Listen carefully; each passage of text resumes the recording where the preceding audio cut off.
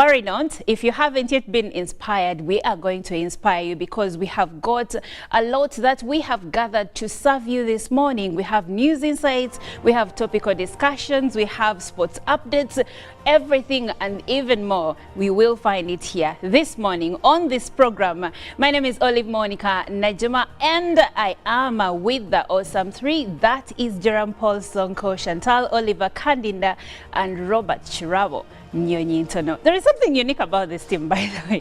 For some reason, all of us have three names. I don't know what our parents were thinking. Anyway, good morning, Chantal. Good morning, Olive. How are you doing? I'm great. How are you? The flowers are flowering. Oh, you look yes. lovely. Thank you. How's been your morning so far? My morning is good. I feel like it's a bit chilly. I don't know if the weather is like that outside. By the time I was coming, it was still chilly. But I'm doing very well. And I'm grateful to God that I'm here. And I'm looking forward to seeing how this show runs because we look forward to hearing from our viewers every single day. Exactly. And on that note, I would like to find out from Jerome Paul Sonko how his drive was to work this morning. It was okay. It was okay. I think okay would be the better word to use. Okay. I feel happy. I woke up in a good mood. The week is a good one. Yeah, the week is a good one on Tuesday. Very good. And so I'm looking forward to whatever is coming up. You know, when you're giving us the introduction, you did mention UBC marking 60 years of independence. Earlier this year, I had a discussion with Ruben where he told me something that when you look at the television settings in the country, there is only one television station that you will be very sure of that can't close. Yes. And that is UBC. So, and every time I remember that, I also agree because when you look at the other stations, the chances are very high for them to close. But this being a public broadcaster, the national broadcaster, we are here to inspire Ugandans. But I want to say the month of October looks so amazing by just 3 days. Yes. And I'm super excited to be sharing every good news that I'll be receiving with all my viewers or with all the viewers that we have here. For me, I'm really excited for this month. Is it because it's your birth month? No, it's not. My birth month is actually December. Okay. But there's something about October. I've actually seen a month that starts on a very good note. It started on Sunday. And the very first message I received, the very first people I interacted with, the very first people I sat down to, to have a meal with, there was a lot of energy and good vibes. So I felt like it is the right month. For me, the very best message I can ever receive is mobile money. Mobile money. Thank you very much. Thank you very much. You send me that and we are best friends forever. Yes. That one and is then a of course the other one of the 3-letter words, but sorry, the 3 words. But anyway, that is a story for another day. Good morning, Robert. What? Good morning, Tim. And of course, good morning, our viewers. Thank you so much for always making us a TV of your choice. 60 years. It's been a long journey, but we want to appreciate you that through this journey, it's only been possible because you have been with us. So if it's your first time, well, this is the TV you must be watching. Because one unique thing about UBC is we give you reliable information. You know, you'll never wake up and you see us having an apology, declaring someone dead who has not yet passed on. Also, if you want truth, if you want authentic information, a trusted source in this era where there's so much of social media and everyone becoming a journalist, the only station that will give you that is UBC. So thank you for always standing with us. If you need any official communication, it's UBC. And we want to appreciate you for being that Ugandan who always wants to have facts, truth, and get them the right way. All right, thank you so much, Robert. I like the way you iced this cake of, the birthday that is coming. That is UBC's birthday. I like the way you've put everything together like the old man in the crowd today. It's from Italy. All right. Yes, this unique trouser. Yeah. Oh, wow. So he's actually commemorating the 60 years in They style. can washed and ironed in of Calypso days. Anyway, before we came on air, I was having a conversation with Sonko, and he was telling me something about postmortem fees and yes. what the government has said about that. There was a very big concern in relation to public hospitals charging postmortem fees, and government came out and banned that particular that particular idea, or something that has actually been going on actively in the public hospitals, because according to government, government does pay for these post-mortem fees, because it is these are fees or post-mortem in public hospitals is to make sure that the bodies are checked prior for any or are checked for any infectious diseases whatsoever. And also to know the cause of death. Of the death. Yes. So government always clears this for all those particular people who have actually passed on, or for the cops. So what has been happening, hospitals have been charging for this service. Yes, yet have been charging. In fact, it should be extra charges, because the government has already paid, and then they go on to charge extra for this postmortem. So the government says, no, it should not be that way. If you've had patients at Mulago Hospital, for example, I'll speak about Mulago, that challenge actually did exist. And at some point, people would actually be held in the mortuary after the post-mortem is done, because the payments have not yet been made for the body to be released. So there is people crowded at the mortuary waiting for the dead body, but they haven't paid. And there's that back and forth with the healthcare providers because there was no payment made. And I think that's what the government is trying to fight at the moment. Well, first we must understand, why is a post-mortem done? Because this is after someone dies, and they re-examine the body to find the cause of death first and foremost, because sometimes what is obvious may not be obvious. That's true. You might say someone slid in the bathroom, because that's one of the common death where it's very questionable. You find this person dead, he hit his head down and there is blood, yet this person maybe was murdered or strangled, then they forged or that. even in the bathroom where they fell, they had a stroke. Or something like that. So the postmortem helps discover the cause of death. But why had it become a problem that families would not get their bodies because they had to first clear? Yes. I remember there was an incident that I think raised so much concern. A child fell, these village ponds, David Diva, and it was obvious, but police came, picked the body and said, we are taking it for postmortem. Now the villagers believed, we've seen this child drown and it is simple, give us our body, let's go and bury the body. But they are told that you have to pay this amount of money because of postmortem. So it has been a problem that sometimes people are ignorant and they feel, if you know the cause of death, just give us our body. Someone has strangled himself, it's obvious, he's on a tree hanging. But when it comes to things like strangling, there have also been cases where a body has been found dangling, let's say, on a tree, only for police to find out that that body was put up after being strangled. Exactly. So we've had those challenges that sometimes even the public does not appreciate why postmortem should be done. But the most challenging bit has been that on top of the painful death, now then we have people to have to grapple look with for looking money, for pay to get the dead bodies of and their yet we dear also ones have other fees to pay, to arrange for the burial. But all in all, postmortems are really important. I don't know if you've ever lost a relative or a friend and it was a sudden death, and yes, you say goodbye to them, but to this day you don't know what really happened. I think it gives closure to families when they know for sure what caused the death of their loved one.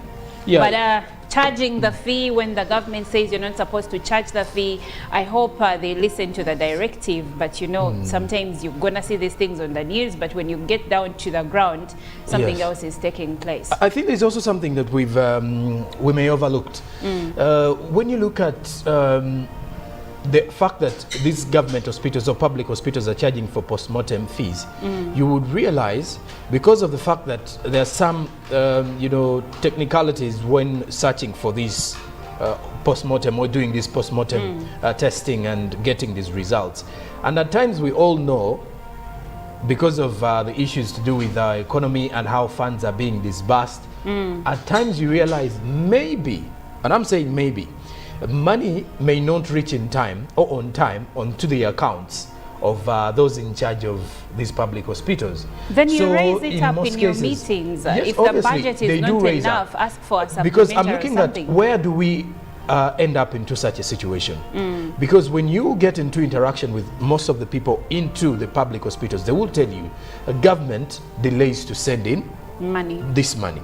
So that means unless we leave without doing the post-mortem, and then there are actually people or authorities who want the post-mortem results. For example, if police has actually brought in this dead body from an accident or any other issue, they will still want these post-mortem results out. So in most cases, the hospital is supposed to be doing them, and if they don't have money, they have to improvise. And the improvisation is you're looking out for the parents or siblings, or let's say the family of this The particular deceased. body. Yeah.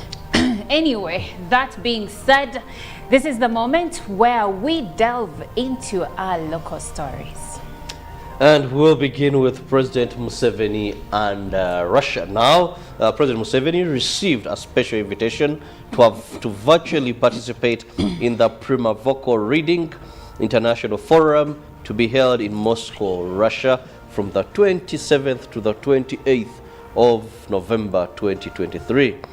The Readings International Forum brings together decision makers and representatives of various think tanks and universities from over 30 countries to engage in an intensive debate on current and future global challenges.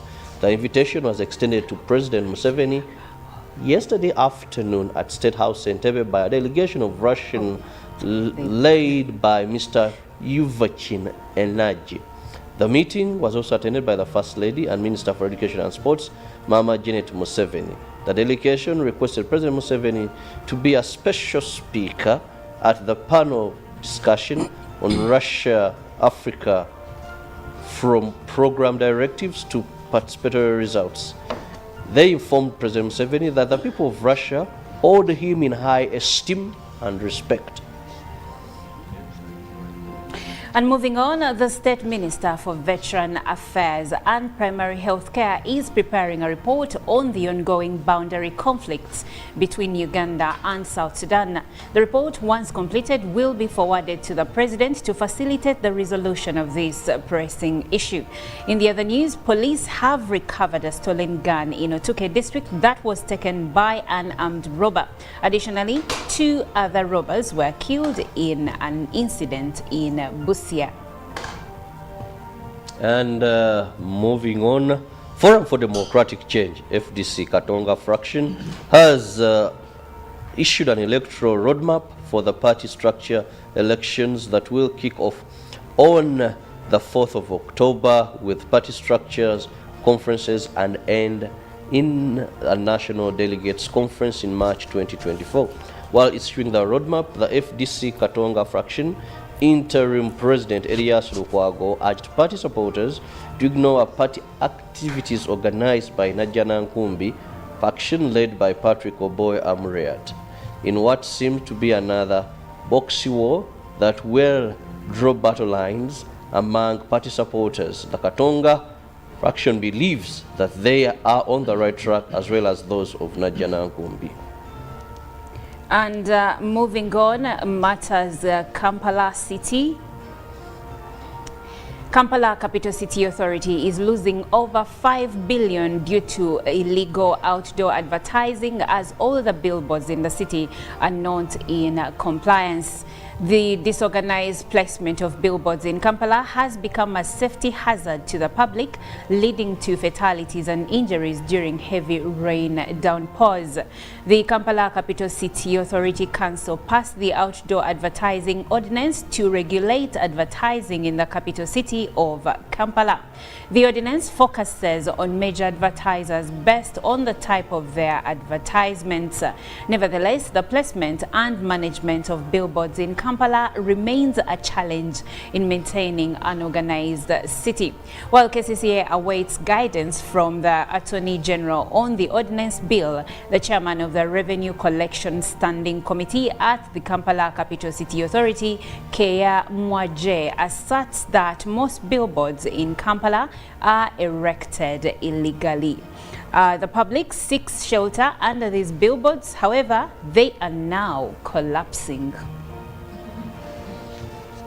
Internationally, former US President Donald Trump has attacked a judge and prosecutor in a day of courtroom drama as he attended the opening of a fraud trial that could threaten his business empire. On entering the room on Monday dressed in a blue suit, Mr. Trump, who turned up voluntarily, looked ahead as he walked past the prosecutor who brought the case. State Attorney General Letitia James, sitting in the front row, averted her gaze. Their paths did not cross for the rest of the opening statements as both sides laid out their cases. Mr. Trump, the Trump Organization, several executives, and two of his children, Donald Jr. and Eric, are the defendants in the civil trial in New York Superior Court. And away from that, the 15-member council, that is the United Nations, also expanded a UN arms embargo to include all gangs. The embargo previously only applied to designated individuals. Haitian officials have said guns used by gangs are believed to be mostly imported from the United States. The Council adopted a resolution drafted by the US and Ecuador that authorizes the so-called Multinational Security Support Mission to take all necessary measures called for use of force. China and Russia abstained from the vote, while the remaining 13 members voted in favor. Diplomats have said China and Russia were wary of authorizing the blanket use of force.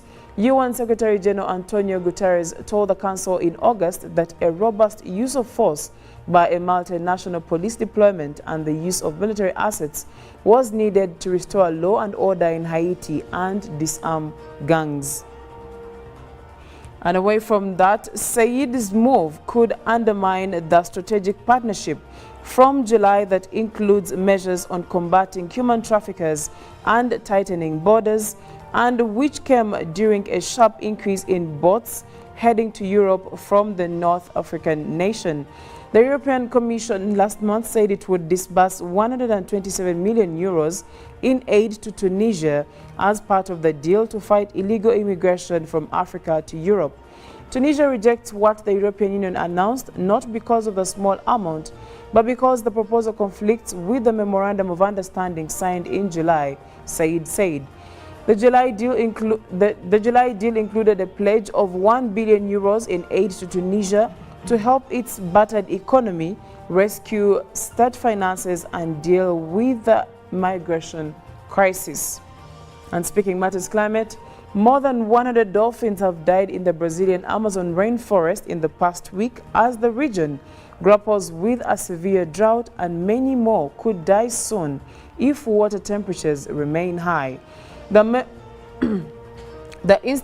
Mamirao Institute, a research group of Brazil's Ministry of Science, Technology and Innovation, said 2 more dead dolphins were found on Monday in the region around Tefelec, which is key for mammals and fish in the area. Video provided by the institute showed vultures picking up the dolphin carcasses beached on the lakeside. Thousands of fish have also died, local media reported. Experts believe high water temperatures are the most likely cause of the deaths in the lakes in the region. That is it for climate news, and also what is happening on the international scene. Thank you so much, Chantal. Now, if you're just joining us, this is the moment where we delve into the top stories in our local dailies. And at the front pages of the New Vision today, tour firms in gorilla ticket fraud have been named as a report recommends blacklisting of 20 operators. The New Vision gives you more of that today.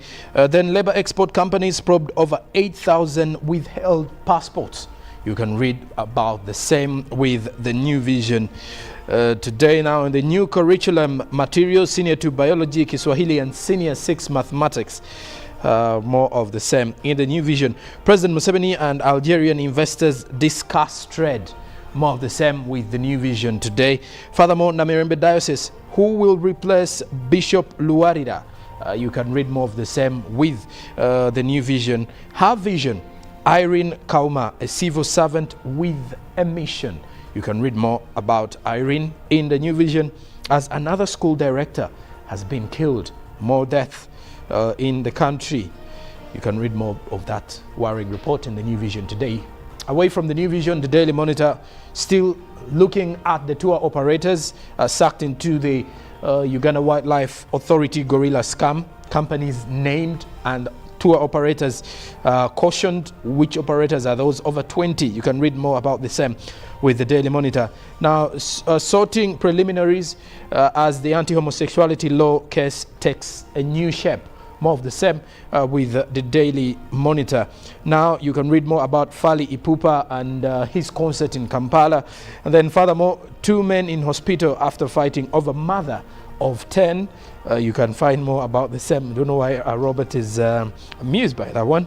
But well, I was once told that there are majorly 3 things that make a man fight. It's money, women, and land.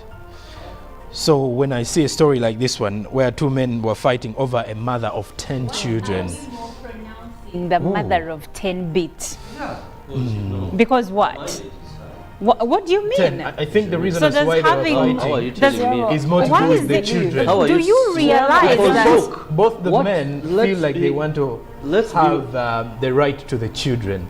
because Trouble, I can't really- believe you're no, reasoning one like of the that things right that I now. find very funny. She's just Ten. I'm about embarrassed on mileage. Chirabo's behalf. Yes. One of the This is things I mileage. find He very said- funny, Oh. you know, The choice by of the time words. a woman He gives said birth, mileage is just high. give me a That's chance what to he's saying. explain myself. Okay. By the time a Women woman were giving gives birth birth to over to 13. first child, and you're not sure if the, and you've not taken possession, then she goes to a second child, you've not taken possession as a man, then she goes to 10, and now you're turning out. You've not taken position as a man. Then why fight? So where Give is it the up. problem? Is the problem that she has 10 kids and no one took Where have they possession? been Or is the for them to problem have that... 10? Because you should fight I at think the we first are, child. no, fight at the we are second not child. fighting for the you've children. lost We are fighting for the woman. Hey. And I actually have a problem think when the it. story No, had I the have number a problem. and didn't No, leave it as because mother? because society has dwindled a woman's light. After you have children, Yes. now you're viewed as a mother, not as a woman.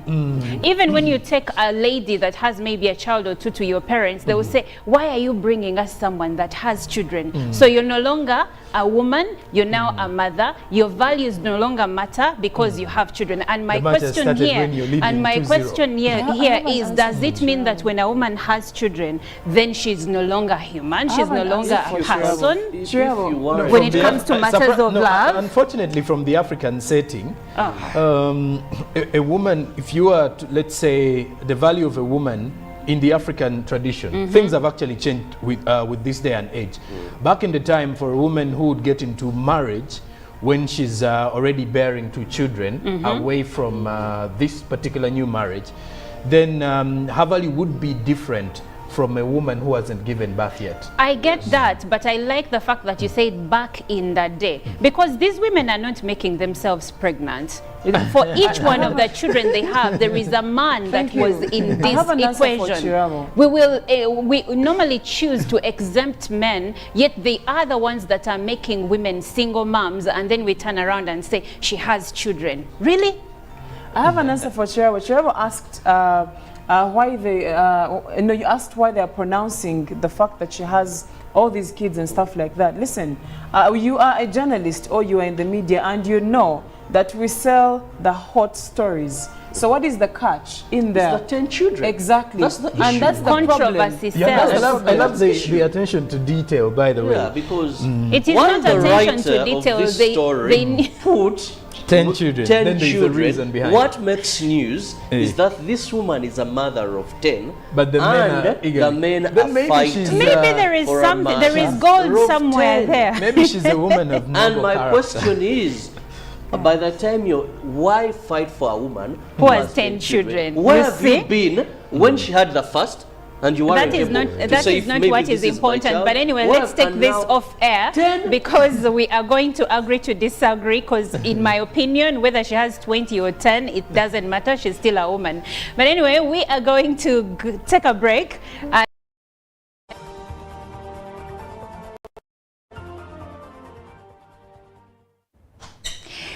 Well, good morning. Thank you so much for being a part of Good Morning Uganda. Thank you so much for being a part of the national broadcaster that is Uganda Broadcasting Corporation.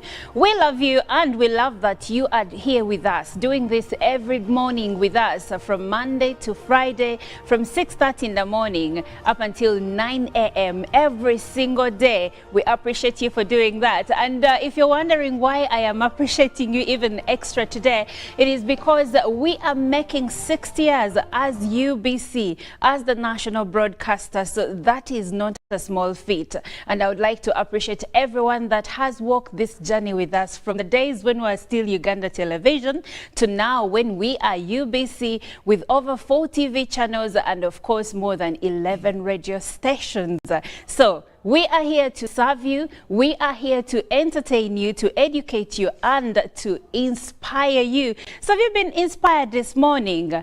Worry not. If you haven't yet been inspired, we are going to inspire you because we have got a lot that we have gathered to serve you this morning. We have news insights, we have topical discussions, we have sports updates, everything and even more. We will find it here this morning on this program. My name is Olive Monica Najuma, and I am with the awesome three. That is Jerome Paul Sonko, Chantal Oliver Kandinda, and Robert Chirabo Nyonyintono. There is something unique about this team, by the way. For some reason, all of us have 3 names. I don't know what our parents were thinking. Anyway, good morning, Chantal. Good morning, Olive. How are you doing? I'm great. How are you? The flowers are flowering. Oh, you look yes. lovely. Thank you. How's been your morning so far? My morning is good. I feel like it's a bit chilly. I don't know if the weather is like that outside. By the time I was coming, it was still chilly. But I'm doing very well, and I'm grateful to God that I'm here, and I'm looking forward to seeing how this show runs, because we look forward to hearing from our viewers every single day. Exactly. And on that note, I would like to find out from Jerome Paul Sonko how his drive was to work this morning. It was okay. It was okay. I think okay would be the better word to use. Okay. I feel happy. I woke up in a good mood. The week is a good one. Yeah, the week is a good one on Tuesday. Very good. And so I'm looking forward to whatever is coming up. You know, when you're giving us the introduction, you did mention UBC marking 60 years of independence. Earlier this year, I had a discussion with Ruben where he told me something that when you look at the television settings in the country, there is only one television station that you will be very sure of that can't close. Yes. And that is UBC. So, and every time I remember that, I also agree, because when you look at the other stations, the chances are very high for them to close. But this being a public broadcaster, the national broadcaster, we are here to inspire Ugandans. But I want to say the month of October looks so amazing by just 3 days. Yes. And I'm super excited to be sharing every good news that I'll be receiving with all my viewers, or with all the viewers that we have here. For me, I'm really excited for this month. Is it because it's your birth month? No, it's not. My birth month is actually December. Okay. But there's something about October. I've actually seen a month that starts on a very good note. It started on Sunday. And the very first message I received, the very first people I interacted with, the very first people I sat down to, to have a meal with, there was a lot of energy and good vibes. So I felt like it is the right month. For me, the very best message I can ever receive is mobile money. Mobile money. Thank you very much. Thank you very much. You send me that, and we are best friends forever. Yes. That one and is then, a of course, the other one of the 3-letter words. But sorry, that's.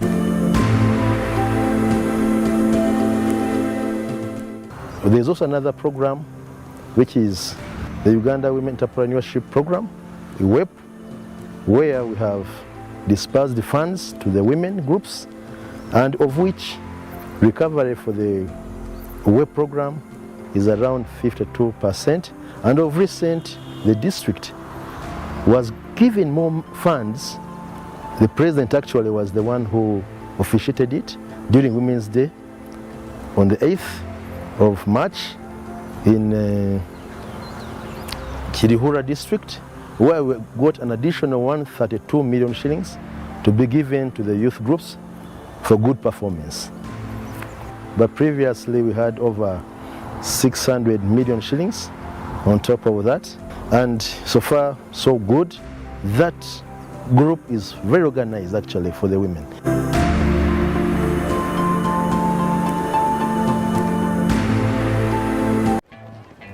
Uncle, you should see London. Oh, my boy.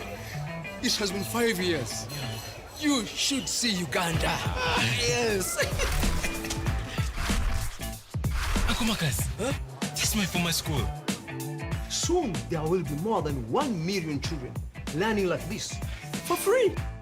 Thank you, Uganda, for imagining it with us and making us the fastest growing telecom in the country over the past 5 years.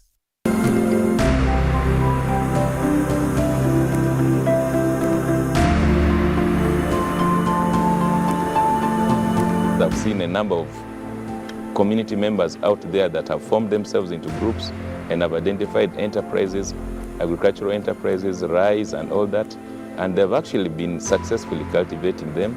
They've gone ahead, the project has gone ahead and also introduced small-scale industries like the rice huller, the grinding mills and all that that are managed by the groups. All these are successes.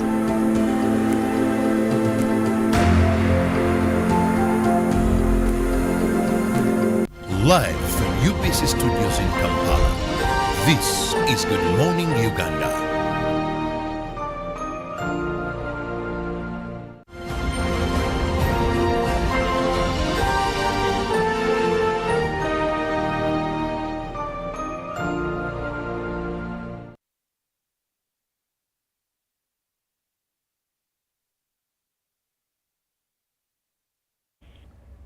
Welcome back. Thank you so much for keeping it UBC Television. Thank you so much for watching Good Morning Uganda. My name is Olive Monica Najuma, here with Chantal Olive Akandinda and Jerome Paul Sonko. We believe that you're having a good morning, and if your morning didn't start on a good start, we pray and believe that the rest of the day will be fine for you. Now, as we move along, we would like to have a conversation regarding DNA testing.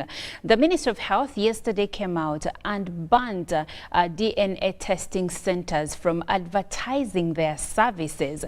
Now, as you know, over the last few months, DNA testing became the rage in our country, where many fathers were taking their children for testing, some of them stealthily, to find out for sure if the children they were raising or taking care of were theirs indeed. And of course, from what we saw in the newspapers, on TV and on social media, many men found that the children they were raising, some of them were not theirs. Others found that if he had 3 children, all of them were not his, or if he had like 2 children, the last one who is very young is the one who is his and the older one is not.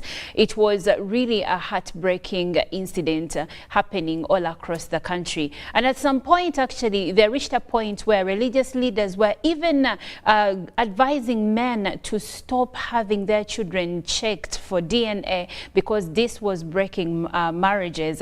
And the argument from other people who preferred to call themselves traditional, they said in the African setting, any child that grows under your roof is your child.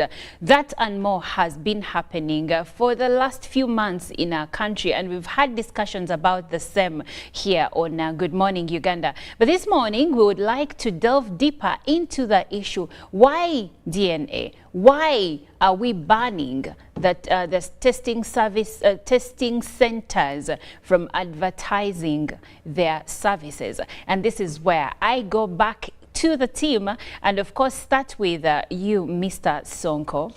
To begin with, I know many people understand what DNA means, but still, let's start from the beginning. What is DNA and what is the purpose? Well, just briefly, For the DNA testing, I'll start with DNA testing. This entails going in to check for, let's say, blood, or let's say you want to check the relation of someone to you. Let's say if I was your son or if I was your father and you wanted to stress the originality of me, is then you can easily go out and do a DNA test and then try to see whether we share the same kind of blood, or if we share or we come from the same sort of bloodline. And in most cases, it has actually been utilized in the country in the last few years, simply because of one or two reasons. One may be infidelity in marriages, then also looking at the fact that during the growth stages, some of the children do not have the characteristics or do not have the behaviors of their parents. So maybe the father starts, feeling like this may not be my child, because as the child grows, they always have to pick a few characters from their parents, each of their parents. So in the long run, you realize the DNA comes into play, whereby someone wants to trace the originality of this child, or let's say where or who might be the true father, or which family does this child come from. So DNA, in my own understanding first, is relating around, DNA testing is relating around the same. Now, that being said, we're going back to the ban by the Ministry of Health. Why are we, first of all, let's look at the laboratories that are accredited in the country to carry out DNA testing. Do we know which ones these are? Well, earlier this year, when the DNA discussion was taking shape, the government was looking at regulating DNA testing. And one of the moves they did, or they started with, was looking at which hospitals or which laboratories are supposed to be doing the DNA testing. Why? Is in order to, look out and see who is doing it rightfully, and under what circumstances is this DNA going to be done. So which ones are these hospitals? We saw government permitting only 2 labs to do this DNA, and this was according to the Ministry of Health, permitting these particular labs. That was early July. And these are for high-skilled personnel, and one of which is that they indicated that they should be having an MBN clinical laboratory, and then the laboratory should as well be able to give or to confirm the grounds of dispute, as we go into understanding the 2 laboratories. One is in Wandegea, then there is another one having branches in Kampala. So we have 2. Yes, MBN. I'm interested in knowing the names of these laboratories. No, one is based in Wandegea, the Government Analytical Laboratory, and then the second is MBN. Now MBN has quite a number of headquarters, rather quite a number of branches, though its headquarters are in Kampala. So that means the chances are it can still offer DNA testing up country in case someone goes to any of the branches. So we have MBN and then the Government Analytical Laboratory. All right. Now, coming to you, Chantal, what are the requirements? What requirements are these laboratories supposed to have that sets them apart from other laboratories? Because we understand that DNA being a critical service, it cannot be done by just any laboratory. So what are those unique aspects that a laboratory that has been allowed to carry out DNA testing in the country must have? Having looked at some of the requirements, I'm thinking most of the laboratories do have some of these things, but you're looking at things like the laboratory must be legally registered. It must be legally registered and must show proof of ownership of the premises, such as land title, lease agreement, and tenancy agreement. And the guidelines further state that a facility must have a certificate of registration and have a valid license from the Allied Health Professionals Council or Uganda Medical and Dental Practitioners Council. It must have standard operating procedures for pre and post test counseling and use guidelines provided by the Ministry of Sample Collection, Packaging, Storage and Shipment. And those are some of the things that are looked at when these laboratories are to be allowed to carry out these DNA tests. So now, that makes some sense, because we also know that for DNA testing, some laboratories have been taking samples at their private facilities. Some clinics and some hospitals have been taking samples, but when they know that they do not have the necessary equipment to carry out these the testing and give results, so they get the samples and take them to other hospitals. And it is upon this background that the Ministry of Health came in and said, you know what, you're not going to do this, you're not even going to advertise that you can help people get their DNA samples and get their DNA results. But I still need to understand, and I'm sure the viewer out there would like to know, what other reasons influenced this decision from the Ministry of Health? The major reason for this ban was to regulate the quality of results out there, because we've also had scenarios where people come out and someone gives you results that are not yours.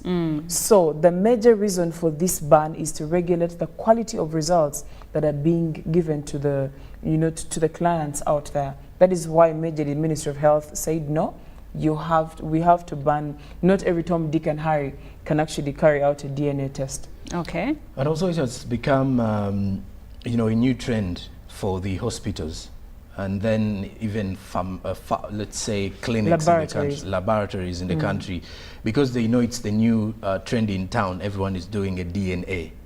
So we've seen many setting up DNA testing laboratories or offering DNA testing, and others have been advertising even at the back of taxis. I think if you've been able to move around town, you would see this. And the reason behind the same has actually forced the government to realize that now most people are looking at this as a business kind of strategy, and they're just making money out of it. Remember, by the time someone goes in for a DNA test, you're already insecure. Right. And how aggressive you are when looking for this, or the way you actually how desperate you are when you're going to go for this DNA testing, clearly shows the doctor or the lab technician that now this one is not sure of this child, or this one is not sure of whether he's raising the right children. So in the long run, you get to realize that it becomes very, very challenging for a parent to rule out any kind of result. So that means with this kind of desperation, if you go in and you pay for DNA and they give you any result, you will be okay to go with that. And we've seen most people, because if you have any doubt and you know that maybe the child is not mine, you'll definitely go to this laboratory, and if they give you fake results today, and maybe because you may not feel secure with the same results, and then you do another test again and they give you the same results, you will actually think, well, it does seem like the results are right, or maybe the child is not mine, or the child belongs to you. And we've seen cases whereby people who have actually done DNA tests from some of the laboratories here, and there was also a case in point, one of the parents who lost his daughter. That was a few years back. Having done DNA tests in Ugandan laboratories, then he apparently lost his daughter, and he went actually into deep depression, where he actually lost weight. He was a very, let's say, fat looking gentleman, but then with time he lost his weight.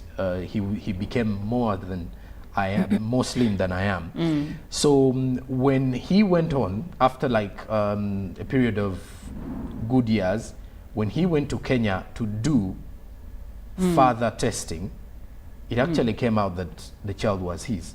So which meant that the lab tests in the country here weren't right enough. So this is something that the government wants to avoid or wants to prevent. In cases whereby everybody's doing the DNA tests, you never know who has authentic results or who is actually in here for the good reasons. Others are just here for the will of the money or chasing the bag. And in the long run, people's marriages, people's relationships are being destroyed just because someone may have been given wrong results. So advertising is more like trying to control. And now that we have 2 labs that were already given a go-ahead by the government, then at least for the people who are looking for DNA testing, they can easily go to those particular laboratories which were given the permission from the Ministry of Health, rather than looking for these private laboratories which are advertising, because the chances are they may not give you the right results and you may pay huge sums of money for that. Well, we would like for you to share your views, your questions regarding the government's ban on, advertisement of DNA services in the country. You can reach us on WhatsApp number 0709602592. And if you are on the X app, the hashtag is UBCGMU, and would like for you to share your views, your questions, and anything that you have on your mind regarding DNA testing services being banned from being advertised by the government. The poll question is already on the X app, so please feel free to write to us, and we have an interactive discussion. Now that we know what DNA stands for, and we have an idea of why the Ministry of Health decided to ban the advertisement of DNA testing services, we'd like to also now look into if the person out there would like to have a DNA test. What should they know first of all about DNA? We know that DNA is what we already know. Like in the beginning, if you've just joined us, Sonko explained to us that DNA is covers molecules that are shared by parents and their children. And if they have this in common, this is how you know that this child is mine for sure. Also, it determines characteristics that are shared by the parent and the child. But away from that, if you must do a DNA test, what should you know first before you walk into a lab? I think you have to be prepared for anything. When you go back down to what the doctors have to say, for example, what DNA does, the primary reason is to check for paternity, to check if that child belongs to you. It's actually not just paternity. You can actually do Even a DNA test to find if this child belongs to you. Yeah, as a mom, yes. Or if you lost a sibling and the parents are deceased, you need to determine, maybe they found a body, but it is almost unrecognizable, and you need to rule out that this is really our sibling. Right. Yes. Okay. Also, the DNA, there is also another definition of DNA here, which is looks for changes, sometimes called mutations or variants in your DNA. So genetic testing is also useful in many areas of medicine. Yes, it's not, it doesn't just do only paternity, or if you're checking for maternity. No, you could also check for any infectious disease using DNA. You could also check. You could also check for any disease that you could be a carrier of as a child from your parents, for example. So it has a number of importances that it can do, and I think, and I understand that could be the reason as to why we may not be able to roll out DNA entirely as a country. No, we cannot, and that's not what the ministry is trying to do. They are banning, because ideally health services are not supposed to be advertised. Doctors are not supposed to advertise their services. Medicine is not supposed to be advertised. That's why I always wonder when I watch some local, stations, and there is this lady advertising her quote-unquote medical services, how she treats and heals such and such a disease. And I'm like, but this is not supposed to This is not supposed to be advertised, but anyway, when you look at them, they're not real medics. They're not under the Uganda Medical Association, so probably that's why they go ahead to advertise their services. So now, if you're a parent out there and you'd like to have your child tested, I want to narrow this down to a parent or someone that wants to, you know, have their child tested. We know the laboratories that the government, you know, accredited to carry out this service, but I want us to also have an opinion on the person who wants to test their child. How should they get prepared? As a person? Yes. It depends on why you're going for that, for the DNA. And you do realize in Uganda today, people are only going for DNA testing because of, I want to know whether this child is mine or not. Well, that's Most the of the primary cases. reason for DNA, honestly. Here in most cases, when people are going in there, they're expecting, sadly, most people who go in are having very few hopes that the child is theirs. Because it's either they've had issues at home and he wants to make sure that this child is mine. Like I did mention, you are only insecure about something when you know it is, you know... There must be a trigger There for must your be a trigger for your insecurity. Mm. So in marriages, what triggers the insecurity is either you're looking at the changing patterns of your partner, and then in your mind you're like, wait a minute, the way your partner is actually treating you, and again the way they're actually distancing your children from you is something that triggers your insecurity. So the chances are you're going into hospital to either burn down the insecurities or to prove whether your intuition is right. And in most cases, people who go for DNA testing, where I'm saying it depends, but in most cases here in Uganda, everyone goes with DNA with a mind that now this child is not mine. Let me just go and prove it. So because by the time they go with range, you know, they go with that range that in case this and this, I'm chasing them all out of my house. We all know the economic situations in the country. So it's more like someone is being burdened off. And in scenarios whereby the child turns out to be theirs, you realize that maybe it's a relief, and it does also save relationships and marriages. But as people are going in for these tests, how prepared can one be is you have to be prepared for any result that is coming up because you took the decision to go. It's more like if you're going to test for any sickness or any virus, the chances are it's a 50-50, the probability. It's either you're positive or negative. So whether the results come out the way you wanted them to come out or not, you should expect a result. There is no way that it's going to be a draw like in football.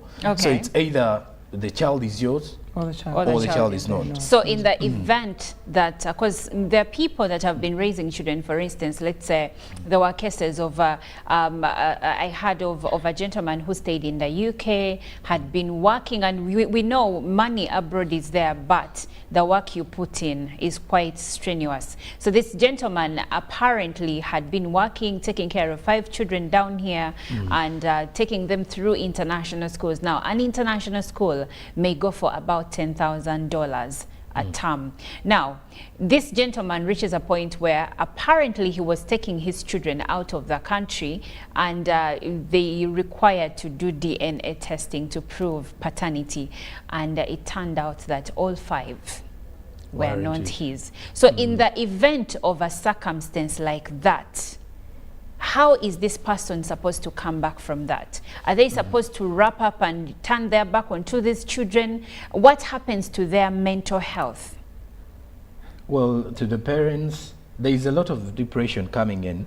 First of all, before you even look at the children. You know, during raising of these children, the mother normally knows who is the real father. There are cases where the moms didn't know actually. Maybe when the children were actually, you know, interswitched after birth. Okay, you know, we do have those cases. There is that. But the chances are, Olive, that any woman, 80% of the chances are, most of the women know who the real father of the child No, is? most of the women, I believe, know who might be the other father.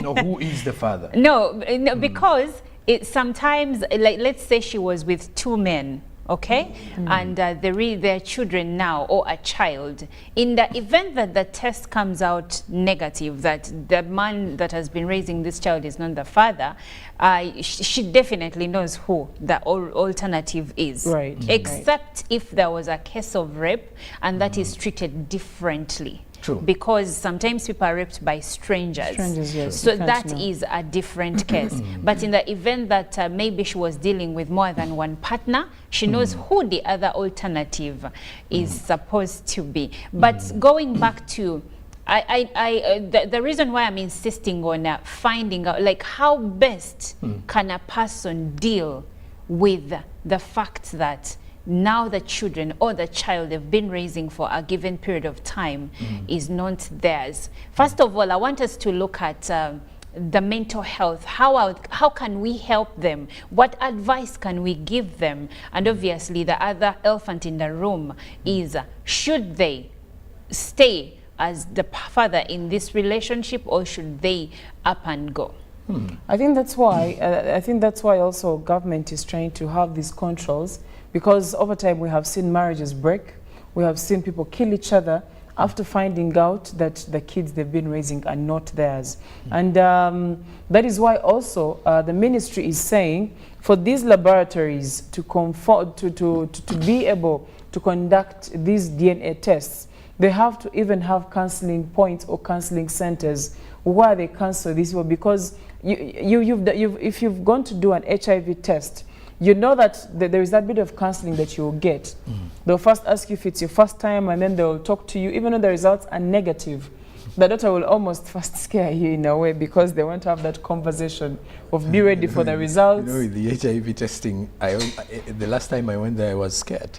You know, when they're counseling, they'll give you all the avenues. Those who are scared, you've been messing around. But Not what really. I'm trying to say, what I'm trying to say here is, these centers have to have, I mean, these laboratories or clinics or hospitals have to have that bit. And I think this is why the ministry is weighing in and putting these conditions and regulations, because we are trying to save Ugandans and trying to make sure that the scenarios we have seen over time tend to reduce, much as it's necessary, much as you can't stop me if I want to know if the child is mine or not. But then again, how do we go past that point? I think that's what the ministry is trying to do. Have counseling centers, counsel these people, and when the results come out and it's a 0% match, then you know. 99.9%. If it's 19, no, the 0% is when the child is not yours. 99.9% is when the child is yours. Usually when you test between 99 to 100%, that shows paternity, or that shows that you are the parent of that child. But also shows, it can also be done with siblings. It helps to tell if we are born of the same dad and the same mom. Same mother. Yes. That's why it's also very easy to know that this is an uncle, this is an auntie, because now the percentages keep going down. So it's easier to identify your relatives as well at the end of the day. Yeah. I did mention before that, I would like to again call in our viewers to share their opinions on the impact of government's ban or decree on advertising DNA services. Is this a move in the right direction? Do you agree with the government's ban on advertising of DNA services in the country? You can share your opinion through WhatsApp number 0709 602 592. That is again 0709 602 592. Please, if you are on the X app, we still want to hear from you. So the hashtag is UBCGMU. Please share your opinions, share your questions. You can tell us something that we can learn from. And if you're a medic watching right now, you can also share your views, because we'd like to hear from you, and the viewers can learn something or two from you. Sonko, you had something to say. Well, still on the advertising issue, I didn't mention that government only accredited 2 laboratories, but there is also a third one, which is the Uganda Police Forensic Laboratory in Naguru. So that one is also accredited by the ministry to do DNA testing, as well as the MBN Clinical Laboratory that we did mention, which has headquarters in Wandegea and various branches across the country. Then the other is the Government Analytical Laboratory. So we have 3 that were accredited. And then also looking at why government is also banning this testing is government says the chances are most of these hospitals do not have world-class machines, or may not be able to have the rightful machines to use for DNA tests.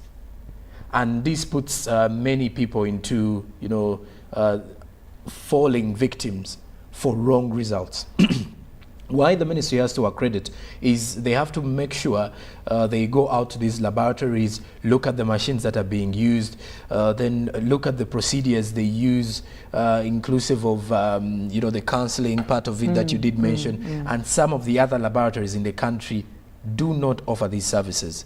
Theirs is you come in for the service, or you come to test for DNA, then all that matters is you're waiting for your results at the end of it all. So government wants to have these regulations, and in place of accrediting these laboratories, they have to make sure that they've passed all those standards that the government is looking at. The issue to do with the machines, the issue to do with the other facilities available to make sure that this DNA test comes out rightfully, and of course then the other key issues to do with the medical guidelines. When you're doing all this testing, what needs, who are the victims, how do you deal with them, everything. And that is something that the government wants to limit with all these other private laboratories. But I want to believe that in the long run, if some of the other private laboratories meet the standards that the government is also looking for, then the chances are they will be accredited as well. But also limiting the idea is we should not be advertising yes, that's what I was going to say. Because it's going to be pushing for people to move in. What you advertise is like you're looking for market every day. You're selling an idea, yes, you're selling an idea to someone. And the marketing bit has made it look like currently I don't want to call it the marketplace, but let me use the word marketplace, is saturated. Almost everywhere, apparently, you can do a DNA test. And that leaves people vulnerable, the desperate ones, vulnerable to people who are going to use their desperation to give them wrong results. Actually, because the market because they're going to trying to get money from them, yes. The market at first was not even saturated. It was, I personally always knew that there were only 2 laboratories that were allowed to carry out until DNA a few months testing. Ago. Then when it became the rage, every laboratory started saying we can do this. Test, and yes. I hear some people were buying home tests, the way you can buy a home test for HIV and pregnancy and do it from home. And I remember the spokesperson of the police, Fred Enanga, coming out and even issuing a statement saying that first of all, even if there could be test kits that you can use at home, but the way you're handling these test kits can also be contaminated, and before you know it, you have a result showing that the child is not yours, yet the child is actually yours. Yes. But also the other issue I think the Ministry of Health was looking at is corruption. It's very easy for someone to try to get out of being responsible for children or a child, and they pay a certain lab to produce results that are wrong. Falsified, yes. Exactly. Or for the mom to pay so that the results show that the father in question is actually the father when she knows he is not. So by government trying to limit how many laboratories can provide this service, it is trying to avoid all these issues, and also it is trying to ensure that results are not played with or contaminated, so that when a family gets a certain result, it is deemed to be true because it is coming from a credible source. Thank you so much for being a part of this show, and I love that your opinions are coming through, and some of them I'll read the first one from Edson Oriema from Bulisa Oil Village. He says the trend DNA has taken in my country, Uganda, is alarming. I think there should be strong regulation beyond just banning the rampant adverts which had been taken over by scammers who issued many fake results. Otherwise, God help us to raise children who are ours. There must be proper counseling to partners before issuing out results unless ordered by court. But all children are children. Let's father them all in case of irregularities in the results. That is from Edson. Thank you so much. This one says, good morning. Thank you for the show. I'm Higo Regan, always streaming live. Thank you so much.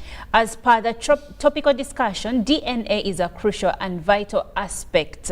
Though when it comes to Uganda, it has seemed as if the population has just got to know that it exists. I wholeheartedly go by the government's ban simply because there is a possibility of even having fake DNA testing laboratories bringing up adverts and tags, and thus poor results retrieval. And mind you, poor or fake results can absolutely cause commotion, as you see the DNA test saga in Uganda today. But my advice to the population is, whenever you choose to go in for a DNA test, expect any results. Hence, a stable mindset and a stable behavior should be key. But otherwise, those with weak minds and hearts, let them not try it, most especially those having wrangles with the children and parent DNA testing. Thank you, Higo. This is from Henry Sichomo. He says, though this is all happening, has the government thought about reducing unfaithfulness among women? These days, there has been increased cases of having children who are not yours. Before the health workers deliver the results, what advice have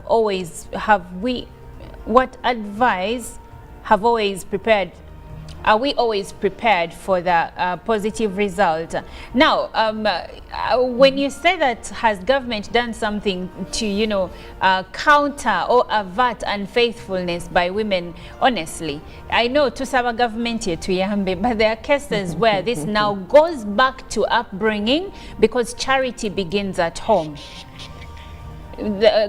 Charity begins at home. So if maybe, and also the religious beliefs and backgrounds of different people, this has nothing to do with the government. But you had something to say, Chantal. Oh no, it goes back down to principles. But I wanted to just ask a very light question.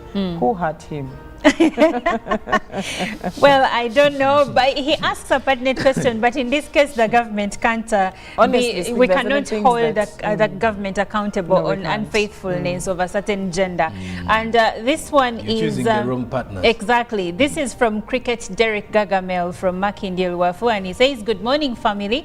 I think it's a smart move for government to ban DNA advertising because it has done more harm than good.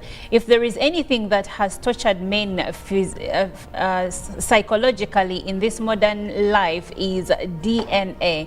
Maybe people in labs don't know how it feels being denounced as a father, but it's the most difficult thing a man can go through. So those labs have been advocating for people to carry out more tests for the aim of making money, but not for the betterment of families. The havoc DNA has caused has scared us potential fathers to marry. So maybe banning these lab centers will mitigate the rate at which people are willing to do the tests, because it had become just a trend and done even where unnecessary. Lastly, to my fellow men, men who have soft hearts like mine, distance yourself from issues to do with DNA, because we do not want to see you lose. We do not want to lose you. Thank you, Derek. And this has been my message to different gentlemen, that before you carry out that test, make sure that your mental health is in order, because and also make sure that you're ready for the results. Like Sonko said, it can be negative, it can be positive, but in the event that the child is not yours, how ready are you for such news? If you have issues, like let's say you have heart issues and whatnot, I would rather you let it go. But that is my personal opinion. And Bahitia Rogers from Ibanda, Chanya Town Council, Kasese District, he says the only problem that government is fearing is only family breakages, suicidal tendencies of parents killing children, killing themselves and also killing children after DNA and other government and others. Government should regulate the mode of psychological therapy to the parents who have need for DNA or those that have gone through DNA testing. Your comments are coming through, but I may not be able to read all of them. Let me just read like 2 more and we will continue the conversation online. This says, good morning UBC, thanks for the program. I'm Innocent Nahwera here in Fort Portal. To me, I really look at DNA as a safest way to curb domestic violence, because nowadays men tend to put in money and everything to raise their children, but in the long run, in case of any disagreement in the marriage, women then inform them that they are not the father to the children, and this causes issues in the family. So he says, I would wish DNA to be done at the early stage such that you can raise a child when you're sure that she or that they're yours. He says he's Afande Innocent listening from Fort Portal. Thank you, Afande Innocent. And Godia says DNA test actually helps create a scenario in the back of women that they should be faithful to their marriages or their husbands, given they've been cheating in the dark, but reports men to be. But okay, what I understand he's saying is that DNA will now force women to be faithful in their marriages, because before they have been unfaithful and making it look like it is their husbands that are unfaithful. Thank you so much. This one says the ban only helps government to say we warned you in case something goes wrong, but doesn't help the layman. People will look for the services when there is need. I'll end with the comment from Obed from Kakobambara. He says, I strongly recommend that DNA testing services should be allowed and even advertised to make awareness to the public. We need to bring back humanity and peace in homes. If we are married, even according to the Bible, the man and the woman have the right to supervise, control, care, and enjoy the body of their spouses. It goes ahead to condemn infidelity and adultery. Then how come that the women who invite other men into their marriage? He asks that DNA should be mandated to only accredited service providers to ensure accuracy of results. Thank you for your views. Thank you for being a part of this show. I can see that this is a topic that is close to home, given the views that are coming through. The conversation continues online. Thank you so much for watching Good Morning Uganda. My name is Olive Monica Najuma. We will be right back.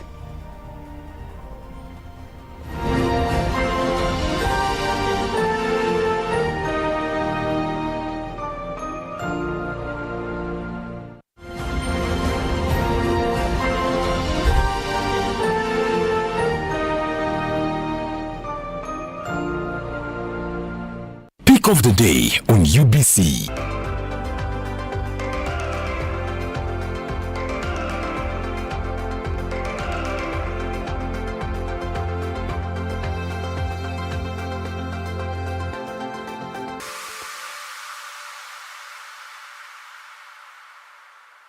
Was brought to you by MTN Momo Pay is the easy way to pay. Dial *165*3# or use the MTN Momo app. You don't need cash. MTN Momo Pay is safe and free.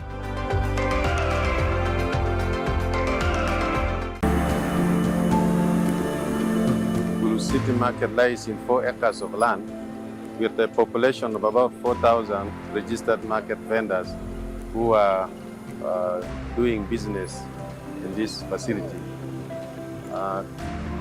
We really appreciate the initiative of the government to come up with this project that is benefiting not only the business community within the market, but the entire community within actually sub-region. When you look at the market previously, the market used to be not like this one. With the market vendors, they used to sell under papyrus reeds.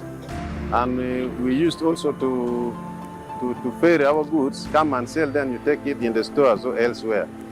But now, due to this infrastructural development, the vendors now, they are able now to sell, cover your goods, leave it there, and you come and get it the next day when it is safe.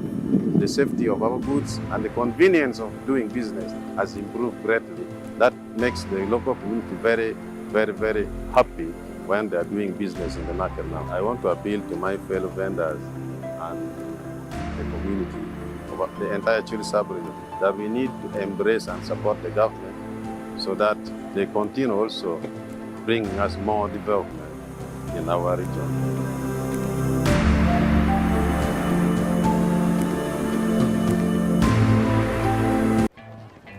Uncle, you should see London. Oh, my boy. It has been 5 years. You should see Uganda. Yes. Uncle Marcus, huh? That's my former school. Soon there will be more than 1 million children learning like this for free. Thank you, Uganda, for imagining it with us and making us the fastest growing telecom in the country over the past 5 years.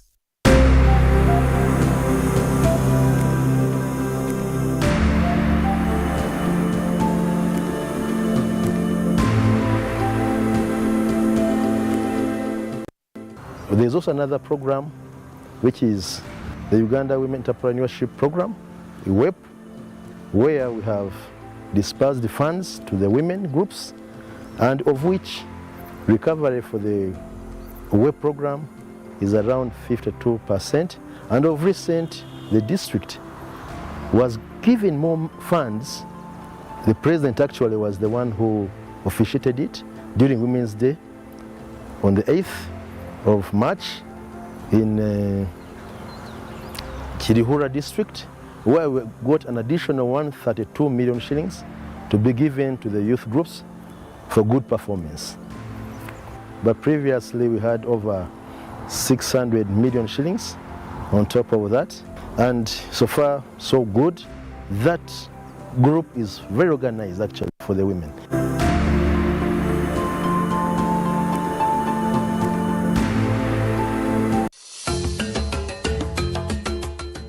Did you know that the Union Jack differs from the current national flag of Uganda? The Union Jack, also known as the Union flag, is the national flag of the United Kingdom, whereas the Uganda flag is the national flag of Uganda. The Union Jack was used as the official flag of several British colonies, including Uganda, before they adopted their own national flags, while the Uganda flag was used in Uganda after gaining her independence in 1962. The Union Jack flag is created with the aspects of three other national flags: St. George's Red Cross of the Kingdom of England, St. Andrew's White Saltire of Scotland, and St. Patrick's Red Saltire of the Irelands. While the Uganda flag consists of 6 equal horizontal stripes of black at the top, yellow and red, with each color having a meaning. Within the middle is the grey-crested crane, which is the national bird for Uganda. The Union Jack has been in existence since 1606, when England and Scotland merged, but changed to its current form in 1801, when Ireland joined the United Kingdom, whereas the Uganda flag was adopted in 1962, when Uganda attained her independence. As the British Union Jack was being lowered down, the Uganda flag was raised up. You can't imagine the happiness that Ugandans got.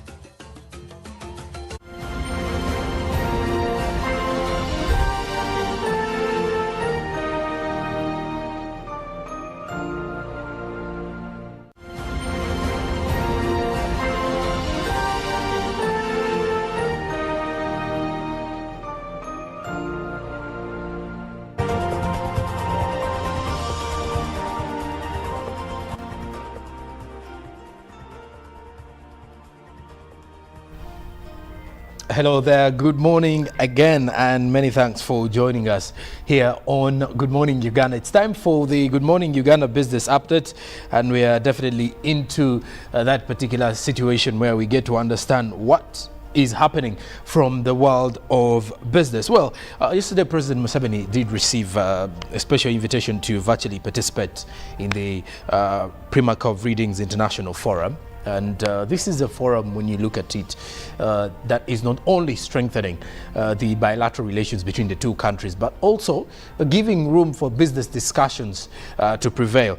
And furthermore, the Primakov Readings International Forum brings together decision makers and representatives of the various think tanks and universities from over 30 countries to engage in intensive debate on current and future global challenges. Now, when you look at the invitation, which was extended to President Museveni, was by a delegation that was led by Russians.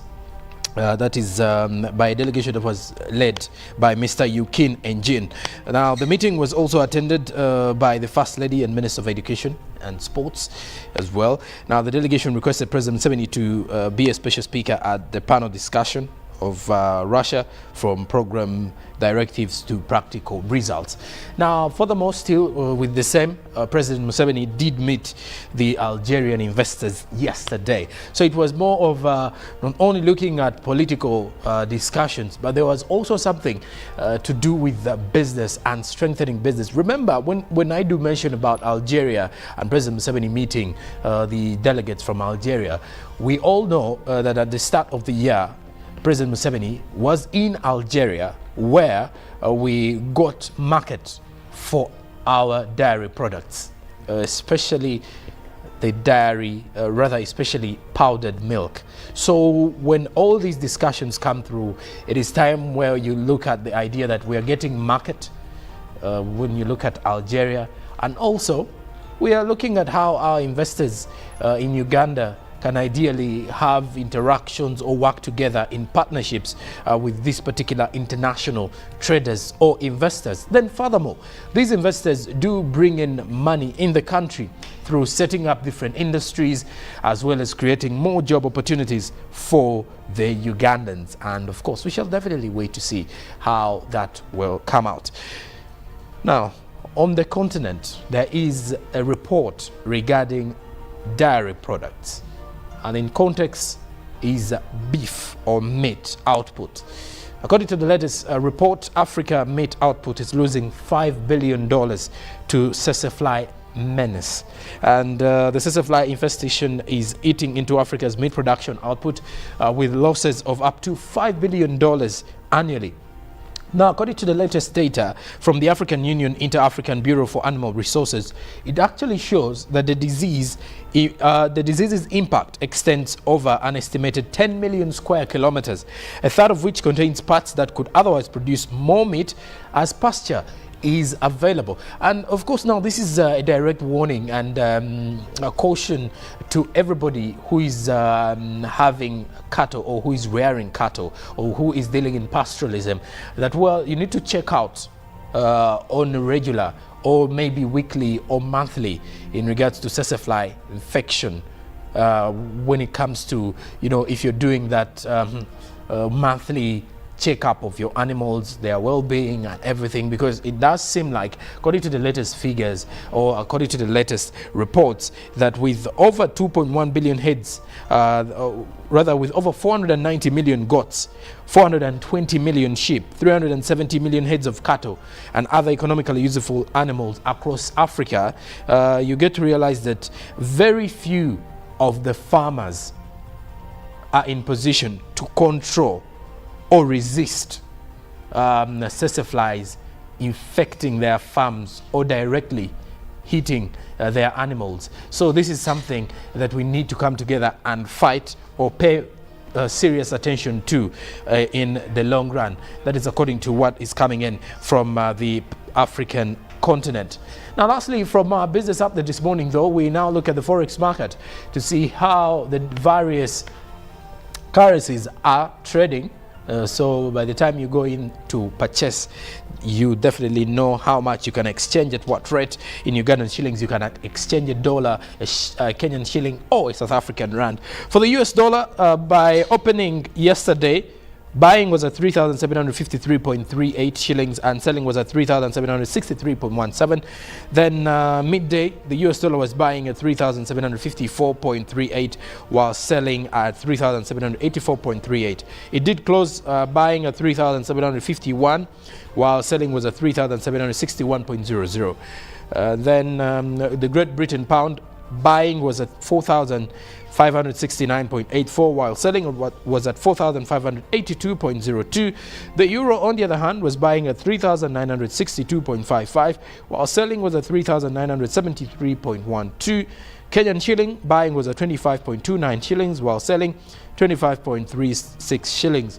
The Tanzanian shilling, on the other hand, was closing at 1.49 and selling also 1.49. South African rand, 197.68 shillings for those buying, while selling was at 198.20 shillings. And now we take a revisit of our press review, the front pages of the New Vision in the country, to check out what is making headlines from there. Still further, according to what is being highlighted in regards to Uganda's Wildlife Authority, report recommends blacklisting of 20 tourism operators as tour farms in gorilla ticket fraud further named. Now, President Museveni and Algerian investors discuss trade, more of the same with the New Vision. Namirembe Diocese, who will replace Bishop Luarida, more of the same with the New Vision. Then Her Vision, Irene Kauma, a civil servant with a mission.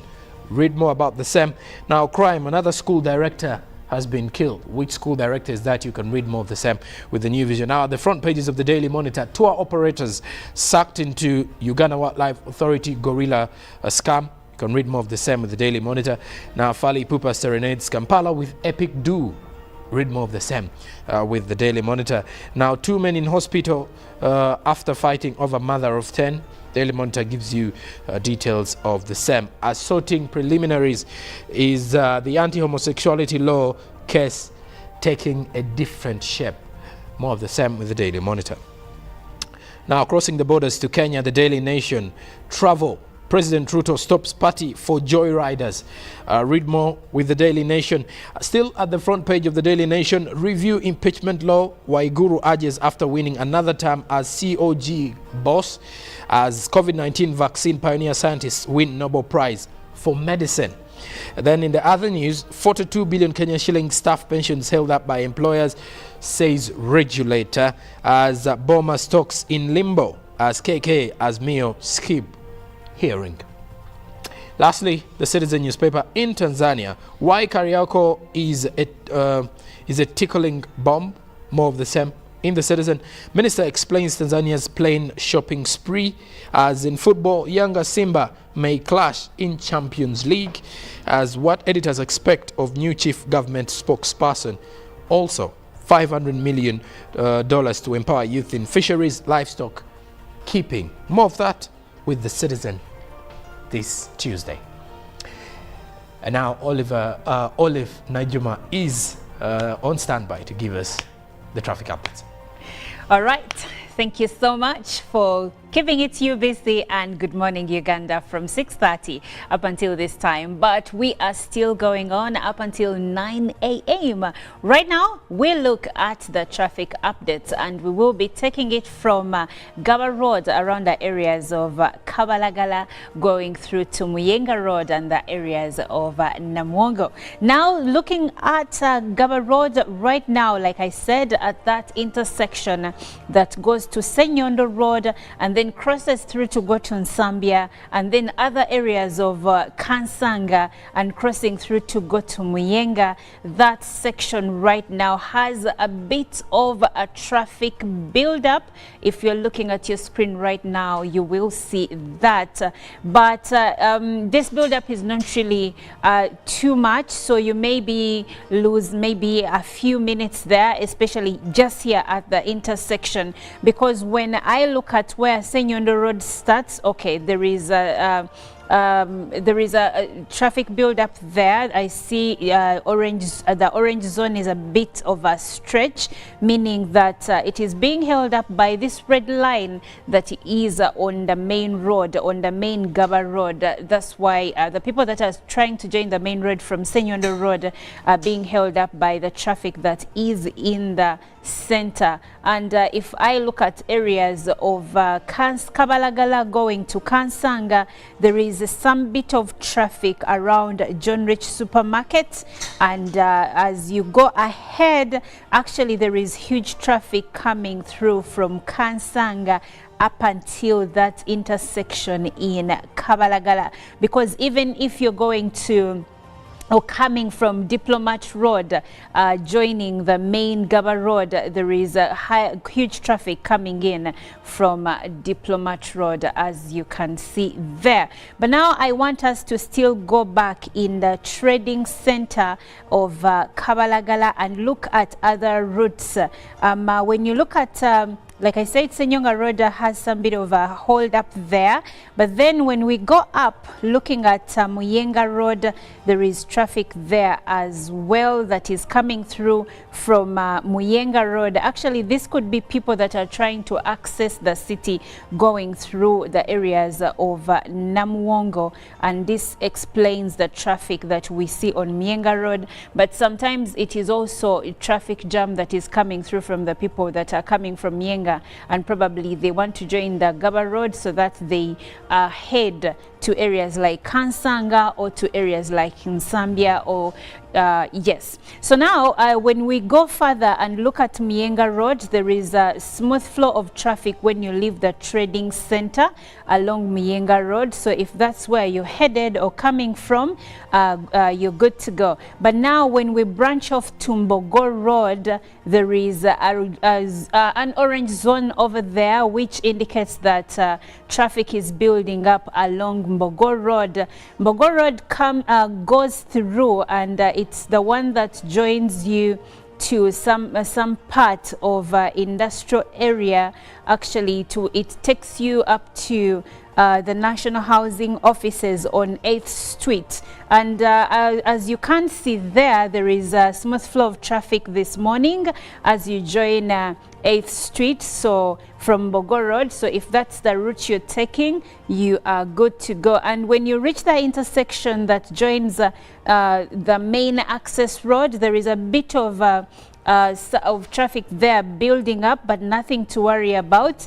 And if we take a look at Namuwongo Road, there is still smooth flow of traffic over there. But then the area that joins Chisugu Road to Namuwongo Road, there is a bit of a build up there, but nothing much to worry about. Though if you are headed to Go Down Road, there you're going to be held up because I see a huge red zone all across, and it goes on and on to 7th Street. So if that's the route you're taking, you might be delayed a bit, because even when I look at 5th Street, you know, feeding into 7th Street, there is a huge traffic hold up there that you might encounter. Actually, when I go further on 5th Street to where it joins Murwana Road, there is a deep red zone over there, which indicates that the traffic along that side of the road is actually intense. So you may have to plan carefully your route. If there are feeder routes that you could use, you might look into taking those ones, because around 5th Street, 7th Street and 8th Street, there is huge traffic this morning. Going back to Chisugu Road, there is a huge red zone over there, and a huge orange zone over there feeding into Namuwongo Road. And going back to Namuwongo Road, I see still also a huge orange zone over there, as it is joined by Bukasa Road. But if you're coming from Bukasa area, there is smooth flow of traffic. You're only going to encounter traffic when you reach Namuwongo Road, as you're trying to come to the main business district. That's it for our traffic updates this morning. The routes today where we looked at 7th Street, 5th Street and areas of Muyenga and Mbogor Road. The routes, and there isn't huge traffic, the kind of traffic that keeps you in one spot for like 30 minutes, but still you can think about using feeder routes just in case you're in a hurry and you know a route that can help you avoid the traffic that we've seen in these areas. My name is Olive Monica Najoma. This is Good Morning Uganda.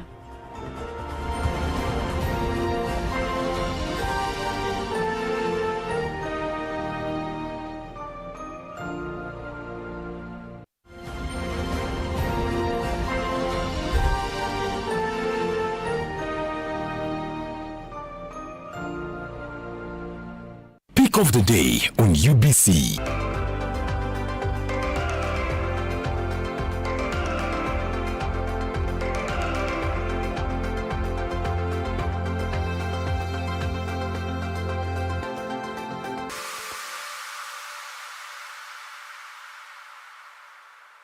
Was brought to you by MTN Momo Pay is the easy way to pay. Dial *165*3# or use the MTN Momo app. You don't need cash. MTN Momo Pay is safe and free.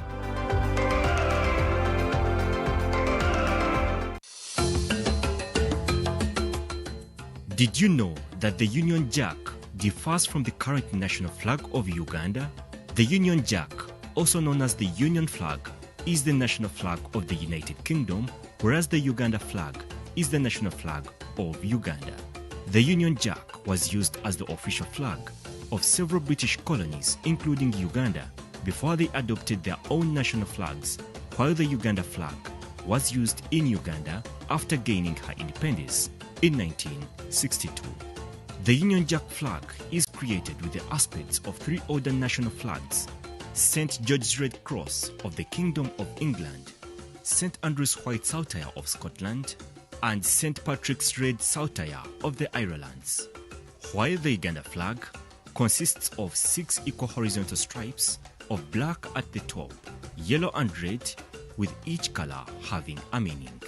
Within the middle is the grey-crested crane, which is the national bird for Uganda. The Union Jack has been in existence since 1606, when England and Scotland merged, but changed to its current form in 1801, when Ireland joined the United Kingdom, whereas the Uganda flag was adopted in 1962, when Uganda attained her independence.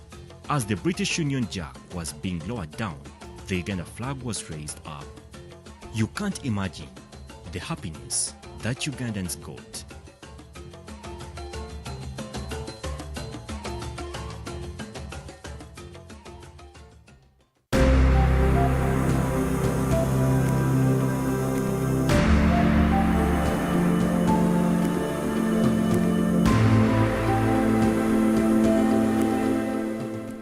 There's also another program, which is the Uganda Women Entrepreneurship Program, WEP, where we have dispersed the funds to the women groups, and of which recovery for the WEP program is around 52%. And of recent, the district was given more funds. The president actually was the one who officiated it during Women's Day on the 8th of March in Chirihura district, where we got an additional 132 million shillings to be given to the youth groups for good performance. But previously we had over 600 million shillings on top of that, and so far so good. That group is very organized actually for the women.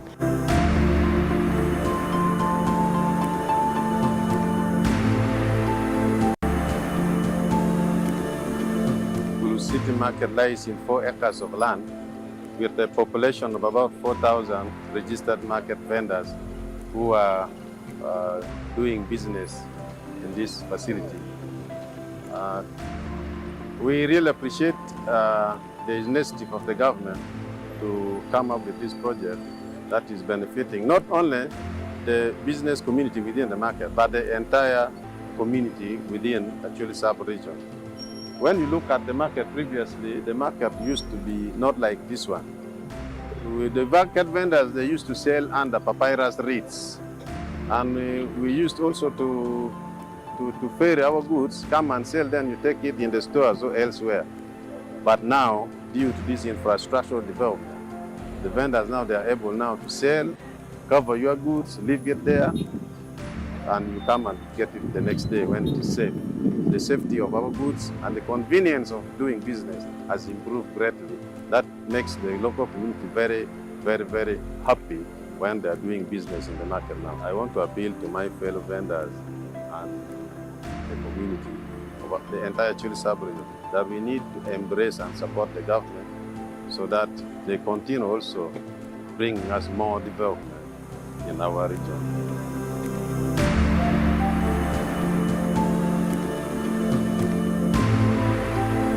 A new dawn on Behind the Headlines with me, Timothy Nyangweso, every Wednesday live in our studios in the heart of Kampala. We have conversations that have analysis, explanation, but not every truth is fact and not every fact is truth. Every Wednesday, 10 p.m. on your public broadcaster.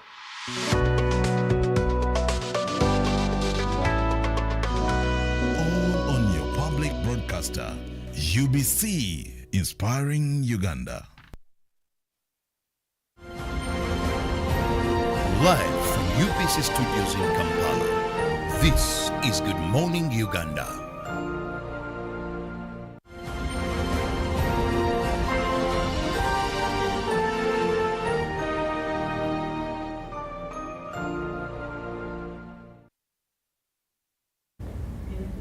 A lovely morning to you wherever you are and you're watching UBC TV. Thank you so very much for making us a TV of your choice, and thank you for being with us since the hour of 6:30. That is when we start our program Good Morning Uganda. So make it a date every weekday from 6:30. We are here to ensure that we brighten up your mornings, no matter what the mood could have been overnight. We are here, but not only brightening up your morning, but giving you relevant information that you need to know as you go about business.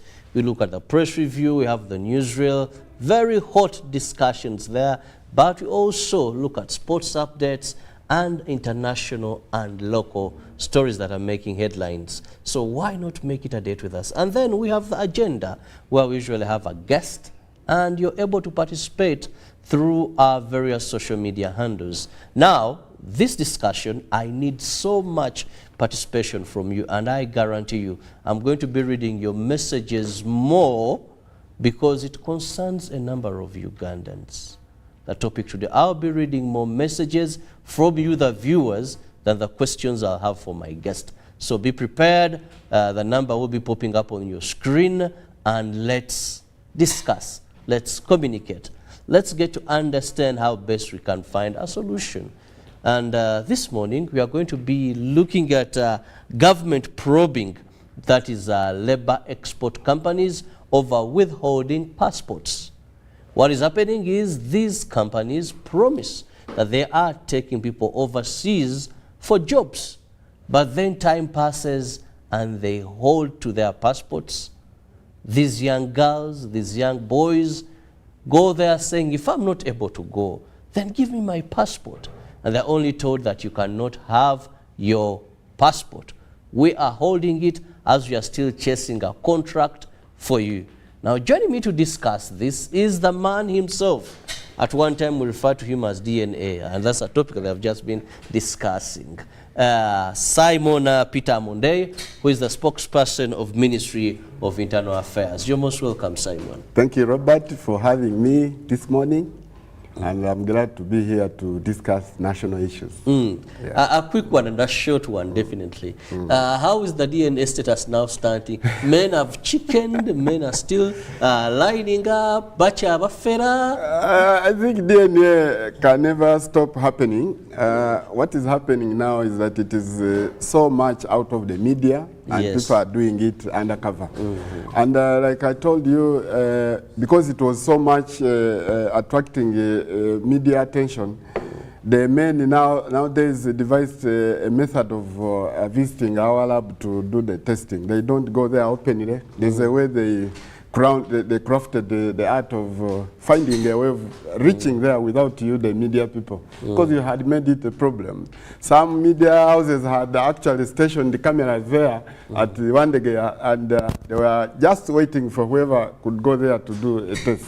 So I think for now, the media is out of that place, and people are quietly doing it. But of course, they have started following my advice, which I gave, that don't attempt to go for a DNA if you don't have a strong heart, and also do not take very rational decisions after you have taken a DNA, which is not in your favor.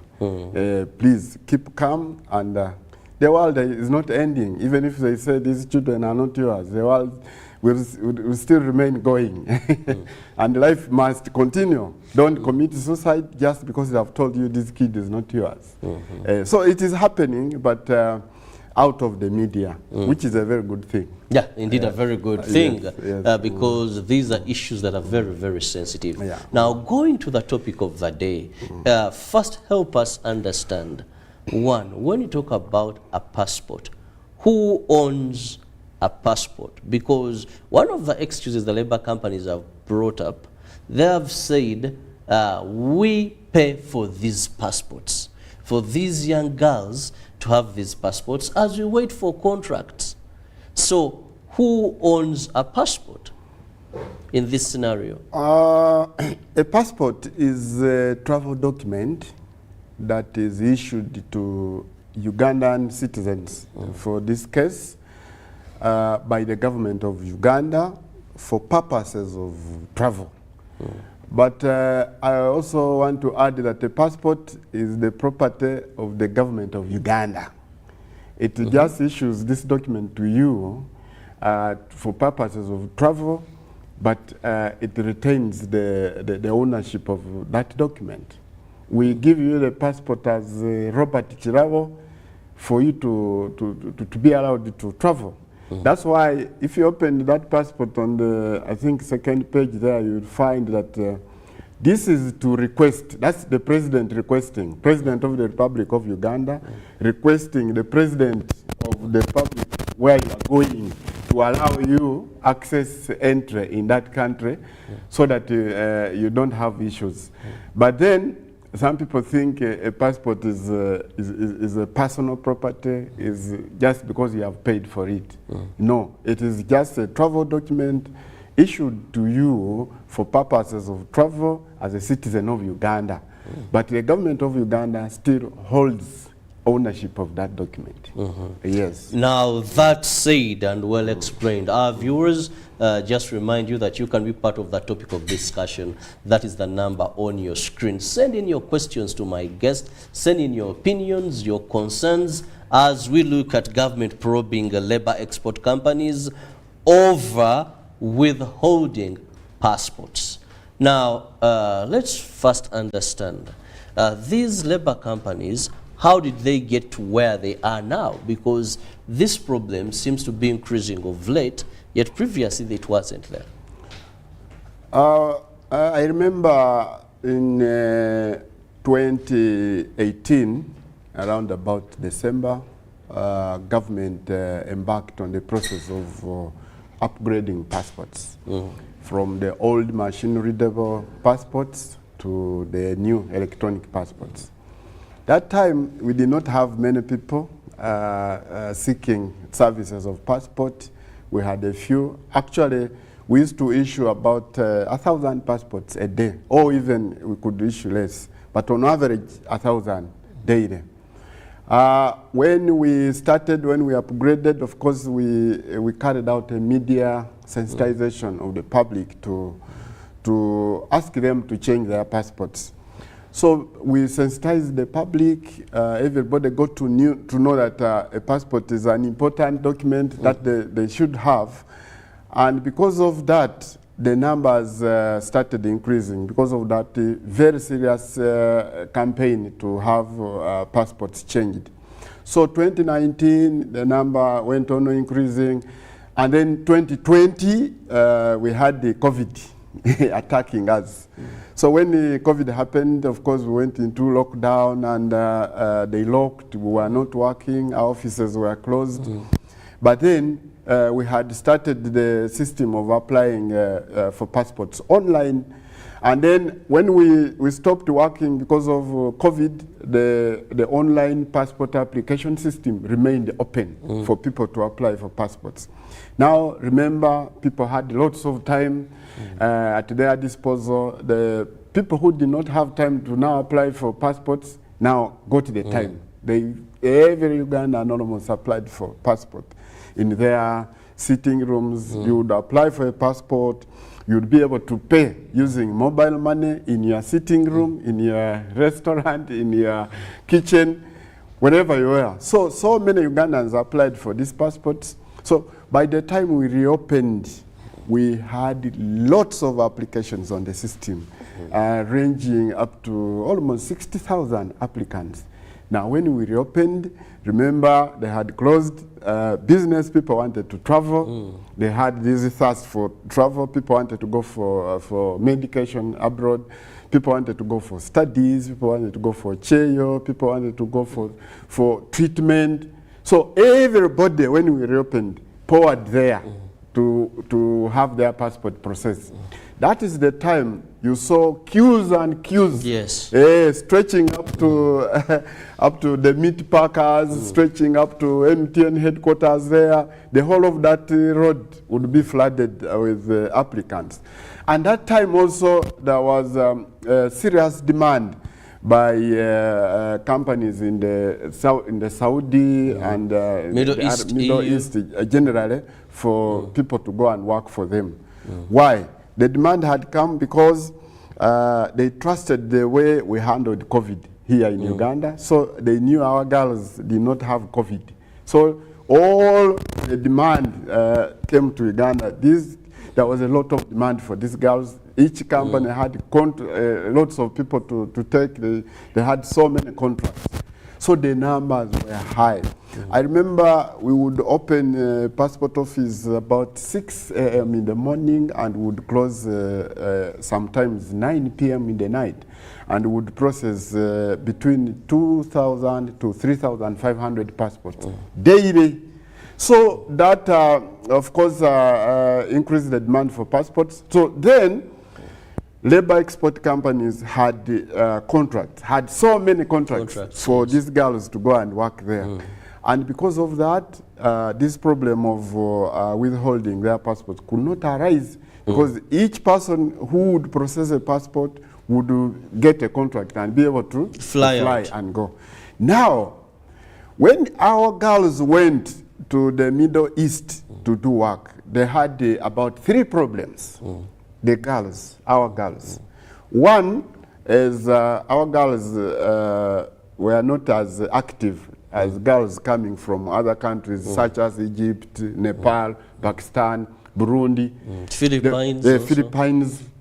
Our girls were lazy. One, they would love things of TikTok, complaining, all the time on phone, crying, we have problems here, government is not helping us. They would send messages, SOS I remember how the media was awash with, it was awash with girls, the cries, these ones and returned without kidneys, these ones they're harvesting our organisms. Yes, these so government said, okay, if you think we are not caring about you. So government, of course, intervened as a caring government, intervened and had some conditions added and strengthened. So they made the conditions to take these girls out a little harder, stringent, such as the companies had to deposit some security money. Before it was 50 million, but then it was increased to 100 million. And then on top of that,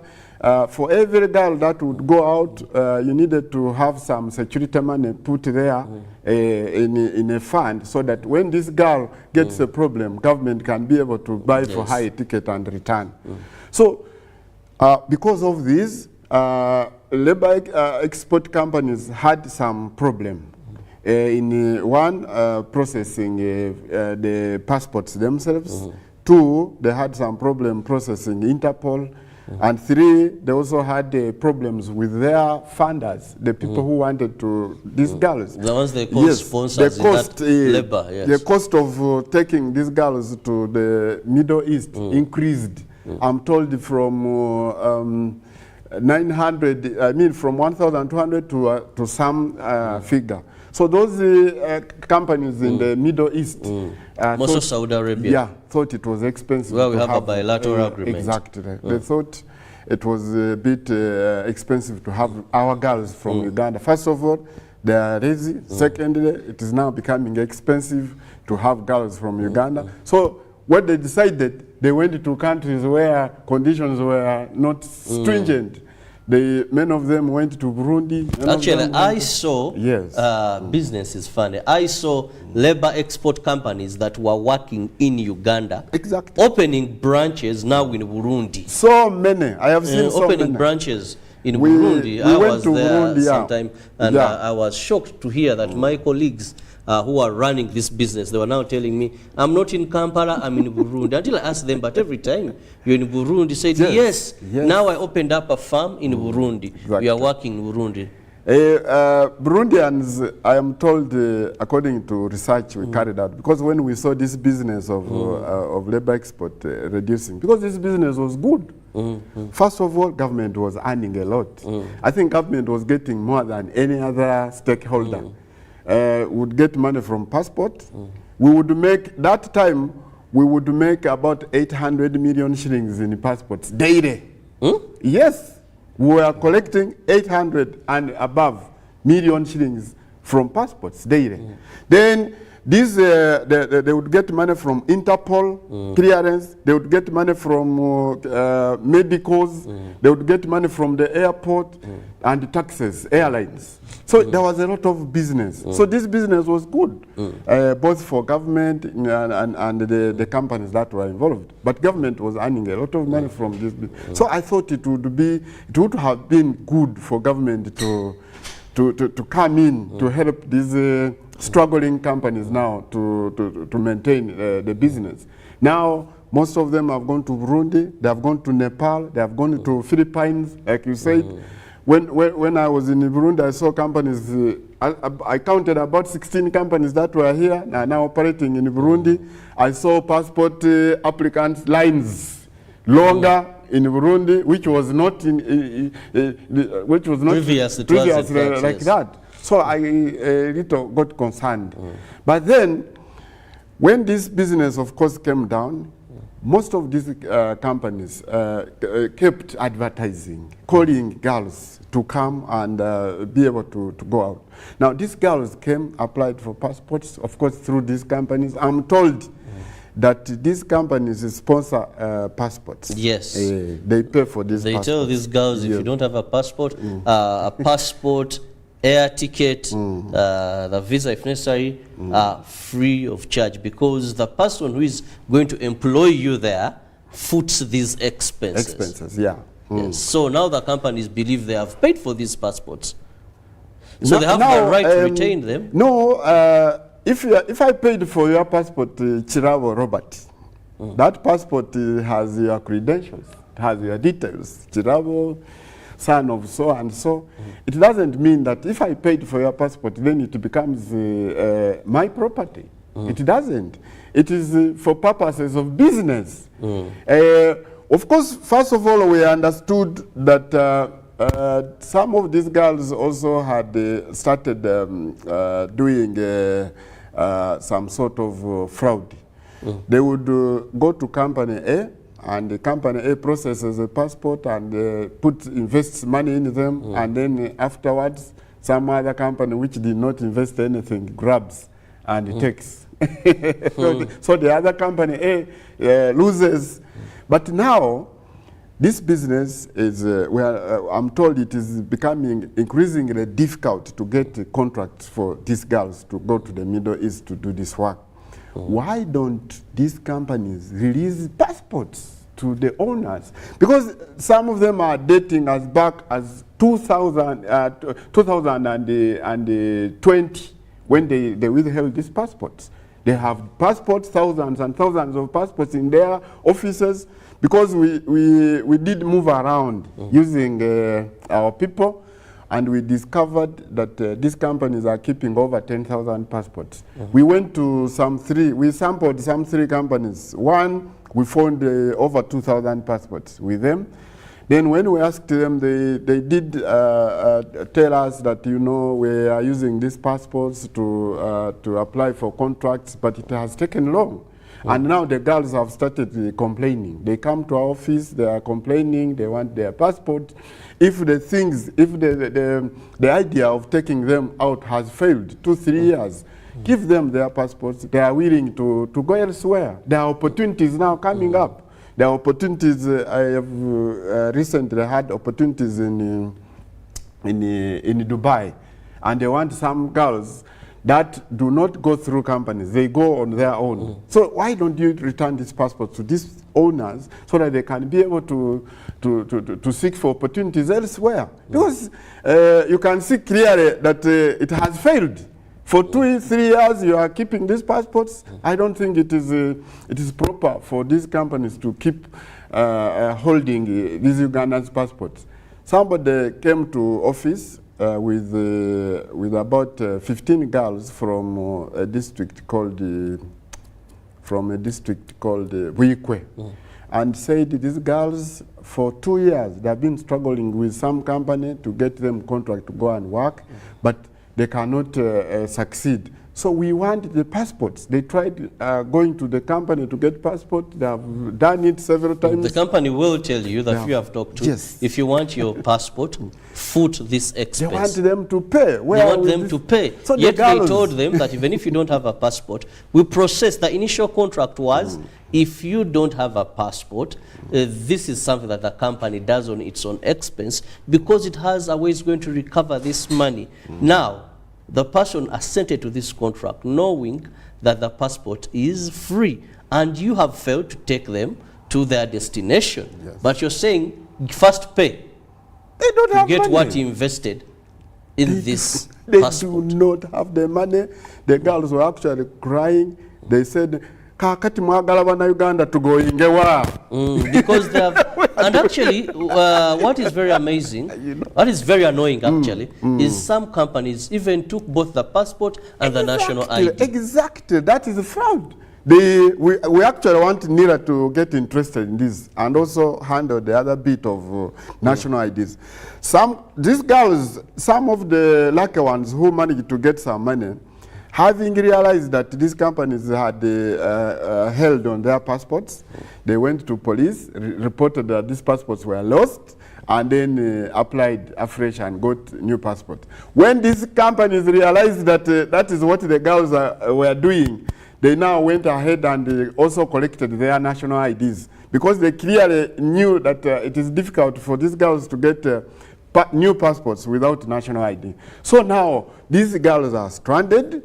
We are receiving big numbers day in, day out. They are complaining. They want government to help them regain their passport so that they can be able to do. So as government, we cannot just sit and cross our hands and sit and leave these girls at the mercy of these companies.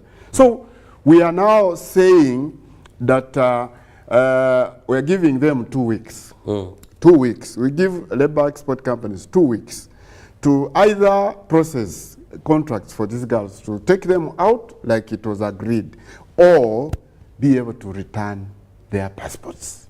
Return their passports as you continue pursuing the issue of contracts. Because these passports clearly do not belong to you as companies. What would happen now during the application of these passports? Of course, the companies would sit in a boardroom, they help these girls feel everything. Then when they feel down there where you are supposed to put telephone number, they put the telephone number of the manager of the company. So when the passport is ready, the message goes to the manager that this passport is ready. So now the manager calls these girls, puts them in a bus or coaster and takes them to Chamogo where we issue our passports. Now this is what happens. Very funny. the manager remains hidden somewhere outside the gate of Chambogo Passport Collection Center. These girls enter, because we can't issue a passport to a third party. We issue it to the girl. So when they enter, they sign their passports. But as soon as this girl steps out of the gate, she hands over the passport, even without checking. She hands over the passport to this manager and puts in the bag, waits for another one as she boards the bus. Another one comes, receives the passport, enters the bus. Another one comes, until one time we chased some of these managers around Chambogo. Now I am told they are now hiding down at Banda. That's where they are doing this business. They park there, and a girl who comes to pick a passport comes out, and then somebody directs them to Banda to hand over the passport. Now, what is even more worse is that they are now handing over the passport together with national ID, making this girl crippled completely, cannot acquire a new passport, doesn't have a national ID, does not have any document. She is literally at the mercy of these companies, which is a very illegal thing. So now we are calling upon these companies to either do two things. One, to process these girls' travel. If you cannot process their travel, return their passports. Well, like I earlier told you, I'll be reading out more of your messages and your concerns regarding the topic at hand. Yes, please, we are looking at government probing labor export companies over withholding passports of young girls who are seeking employment overseas. We've had a lot of adverts all over almost all TV stations in this country regarding labor export. Now, business may not be moving as it was previously when it comes to Ugandan girls, because most of these people have been girls leaving Uganda or ladies leaving Uganda to go and work as domestic workers. Now, according to the government of Uganda, we only have a bilateral agreement with the Kingdom of Saudi Arabia. It is the only place where a girl, a young lady, can go for labor as a domestic worker. Other countries we do not have. But the truth is, we have young girls in many countries within the Middle East, within the United Arab Emirates, that are working as domestic workers. But we do not have a contract. Now, for today's case, is the labor companies that have been taking, even young boys, their passports are held there. They were promised security jobs, they were promised to be marketeers, they were promised to be drivers, they were promised, during Qatar World Cup, many of them were promised so much that they are going to be doing, I hear chasing birds, I hear cleaning stuff. There's so much, and money was taken from them.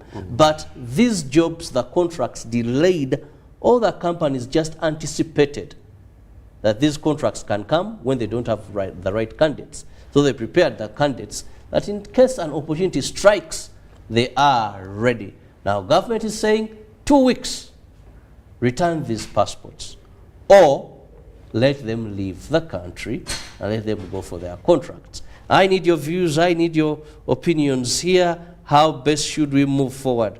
Well, let me just have one. Good morning, thanks for the program. Simon, please give us a list of reputable labor export companies in Uganda. Well, Simon will be speaking more about that. Thank you for the program. A quick one. Do I need a visa to South Africa with my blue passport? And, okay, thank you for watching, my brother. Then, good morning, Robert, and the guest. After introducing the virtual process of acquiring a passport, it was quite a smart move because it mitigated challenges like congestion on those offices, blockers, and corruption. Kudos there, but we must not forget that most of our people are illiterate. They cannot apply virtually, so they end up messing up. Some being frustrated and quit. Others find people to help them, which takes us back to the previous challenges of brokers and corruption. So, Mr. Simon, do you have a solution for that? Cricket Derek Gagamel from Machindi Ruafu. Thank you, Cricket, for always being with us in this show and sending message. Then Someone says I was born without fingerprints. How can I get a passport since NIRA doesn't give identity cards to people without fingerprints? Why can't the passport office retain those passports until the contracts are finalized? Why can't the passport office retain? Well, send in more of these and my guests will be responding. But for now, let's take a look at those. Thank you, the viewers who have taken time to listen and watch what we are discussing this morning. And of course, we do apologize to these Ugandans who are having problems on behalf of government. We gave them passports. Little did we know that they would have these problems. Now, about the first message was talking about list of reputable companies in Uganda. This one, there are over 200 companies, in fact 600, not 200, 600 companies that are registered. And they are registered, they pay taxes, and they are able to take to handle these contracts legally. I will not go mentioning this and that, but Ministry of Gender has that. Ministry of Gender has that list actually. If you have been approached by someone who is promising to take you out, I would advise that you first approach Ministry of Gender and have a look at that. If you have access to internet, you can also Google. And those companies will be able to be displayed there, instead of landing on these brokers who are out to make money. Then secondly, can I use my blue passport without visa to South Africa? The answer is no. We have been engaging the immigration authorities of South Africa. We went to South Africa, engaged them over this matter of waiving visa. They came here, they were here a month ago, and we had very fruitful discussions aimed at waiving visa restrictions for blue passport holders. And there's good progress to this, but the process has not yet come to an end. Okay. We are just waiting for the principals, the two principals, to proclaim.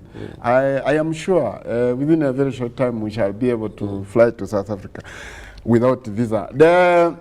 The only two holders that can go to South Africa without visa are the diplomat passport holders, the red one, and then the service passport holders. They do not need visa to fly to South Africa, those two. But for the blue one, good news is on the way coming. It is coming. But there has been some very misleading information on TikTok. Alleging that now good news have already arrived. You see, they can quote somebody out of context and put it on TikTok, and then say, now you only need a passport and you are good to go to South Africa. No, that process has not yet materialized, but we are on it. Okay. Anytime it will happen. Then the third one was only thanking us for the virtual passport application system. It has actually done away with brokers. We have sent brokers out of business. We have sent brokers out of money that they used to collect from passport office in the name of helping Ugandans to get a passport. But there are still a few pockets of these brokers who are confusing Ugandans. They stand around the meat packers. Some of them are on the Winton Road. But around the Ministry itself of Internal Affairs, we have completely driven them out of that place. So you can no longer see any broker standing near there. But is there a need for a broker? Anyway, the passport process has been simplified. You don't see queues. It takes a very short time for you to get a passport. So many good things have happened at passport office. You don't see lines. There's a total order right now. Once you apply, in fact, if you applied for Express, it would give you same-day appointment. You are there, and then the following day, your passport is out, and you're able to get it. Now, the one without fingerprints. Illiterate girls. Somebody was talking about illiterate and illiterate Ugandans. How do we help them? Now, if we have a few of these who cannot, who are not computer literate. So what happens is you use somebody you know, maybe a relative. We do not advise you to approach a foreigner to help you apply for a passport, because a foreigner will be looking for something out of you, extra. And of course, we know Ugandans don't have that extra money to pay for a passport. Somebody looks for 250,000 to get a passport. So I don't encourage you again looking for, on top of that, 200,000. Some of these people have been even charging $1 million shillings to help Ugandans acquire a passport, which I don't, which we don't encourage at all.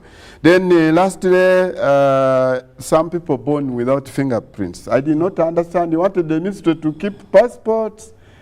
How does she get a passport? A passport. This one. She was born with no fingerprints. These are special cases. We handle them. You asked to come to passport office, and there's a way. We can first of all find out if it is true you don't have fingerprints, or you don't have fingers. There are some people who don't have fingers also. Then there are people with fingers but no prints. They don't have these patterns. We have had those cases. So they shouldn't tie about this. They just come to our office and we shall be able to address their problem. Now, in the interest of time, I'll just read one message that is, of course, that has been so continuous. People asking that is there a number they can call on for this show, because one says my sister funded her and acquired the passport on her own. But these companies have, but the company has held on to the passport. Every time they are telling her now 3 years that wait, you'll be going, the job orders are coming.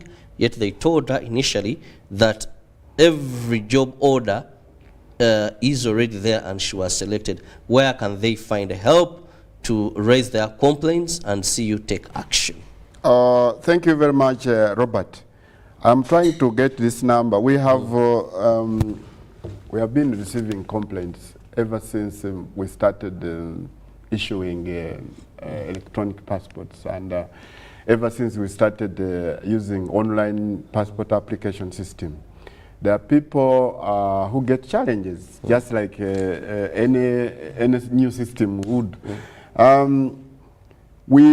Because of this, because of the sensitivity of the matter, and because of the care as the ministry and government at large, we established what we call a call center at the Ministry of Internal Affairs.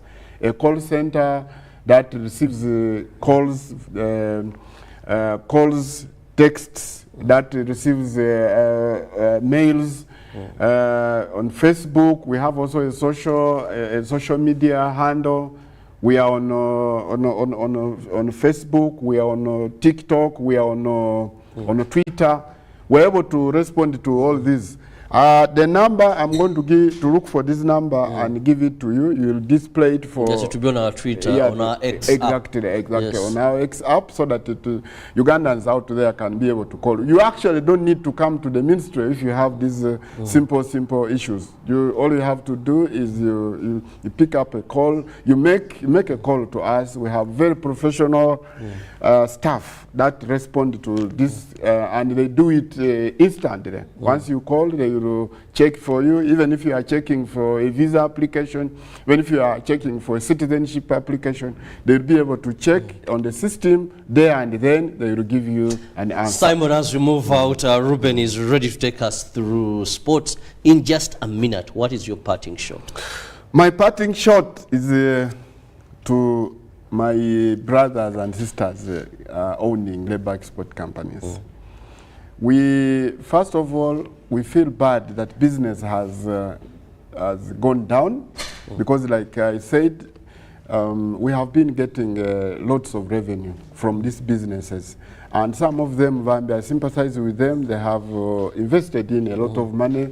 They have constructed the training facilities, which have now become dormant.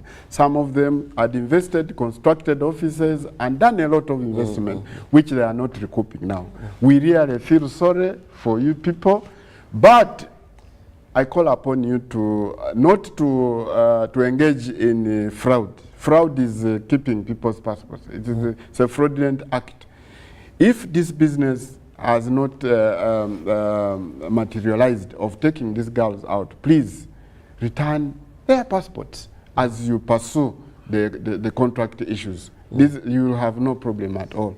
But now, if you keep holding these passports, and that there is a section of Ugandans who are coming to us crying, going to office of Prime Minister crying, they will soon reach the president, and you may not like the consequences. So simply do one little thing, as I requested, return the passports to these Ugandans as you pursue the contract matters. Thank you very much. Well, I want to thank you so much, Simon Monde, who happens to be the spokesperson of Ministry of Internal Affairs. Return the passports before the law comes for you. A passport is a property of Uganda, and the fact that you could have paid for this girl to get this passport, it's never yours.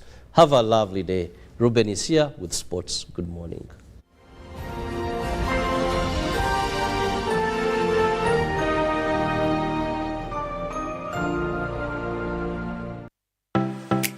UBC is the national public broadcaster. We educate, inform, entertain, and inspire our audiences. You can watch us on free-to-air channel 001, DSTV channel 282, GoTV channel 371, Star Times channel 201, Zuku TV channel 20, and Azam TV channel 350. Even when your subscription expires, you can still watch UBC for free on your pay TV platforms.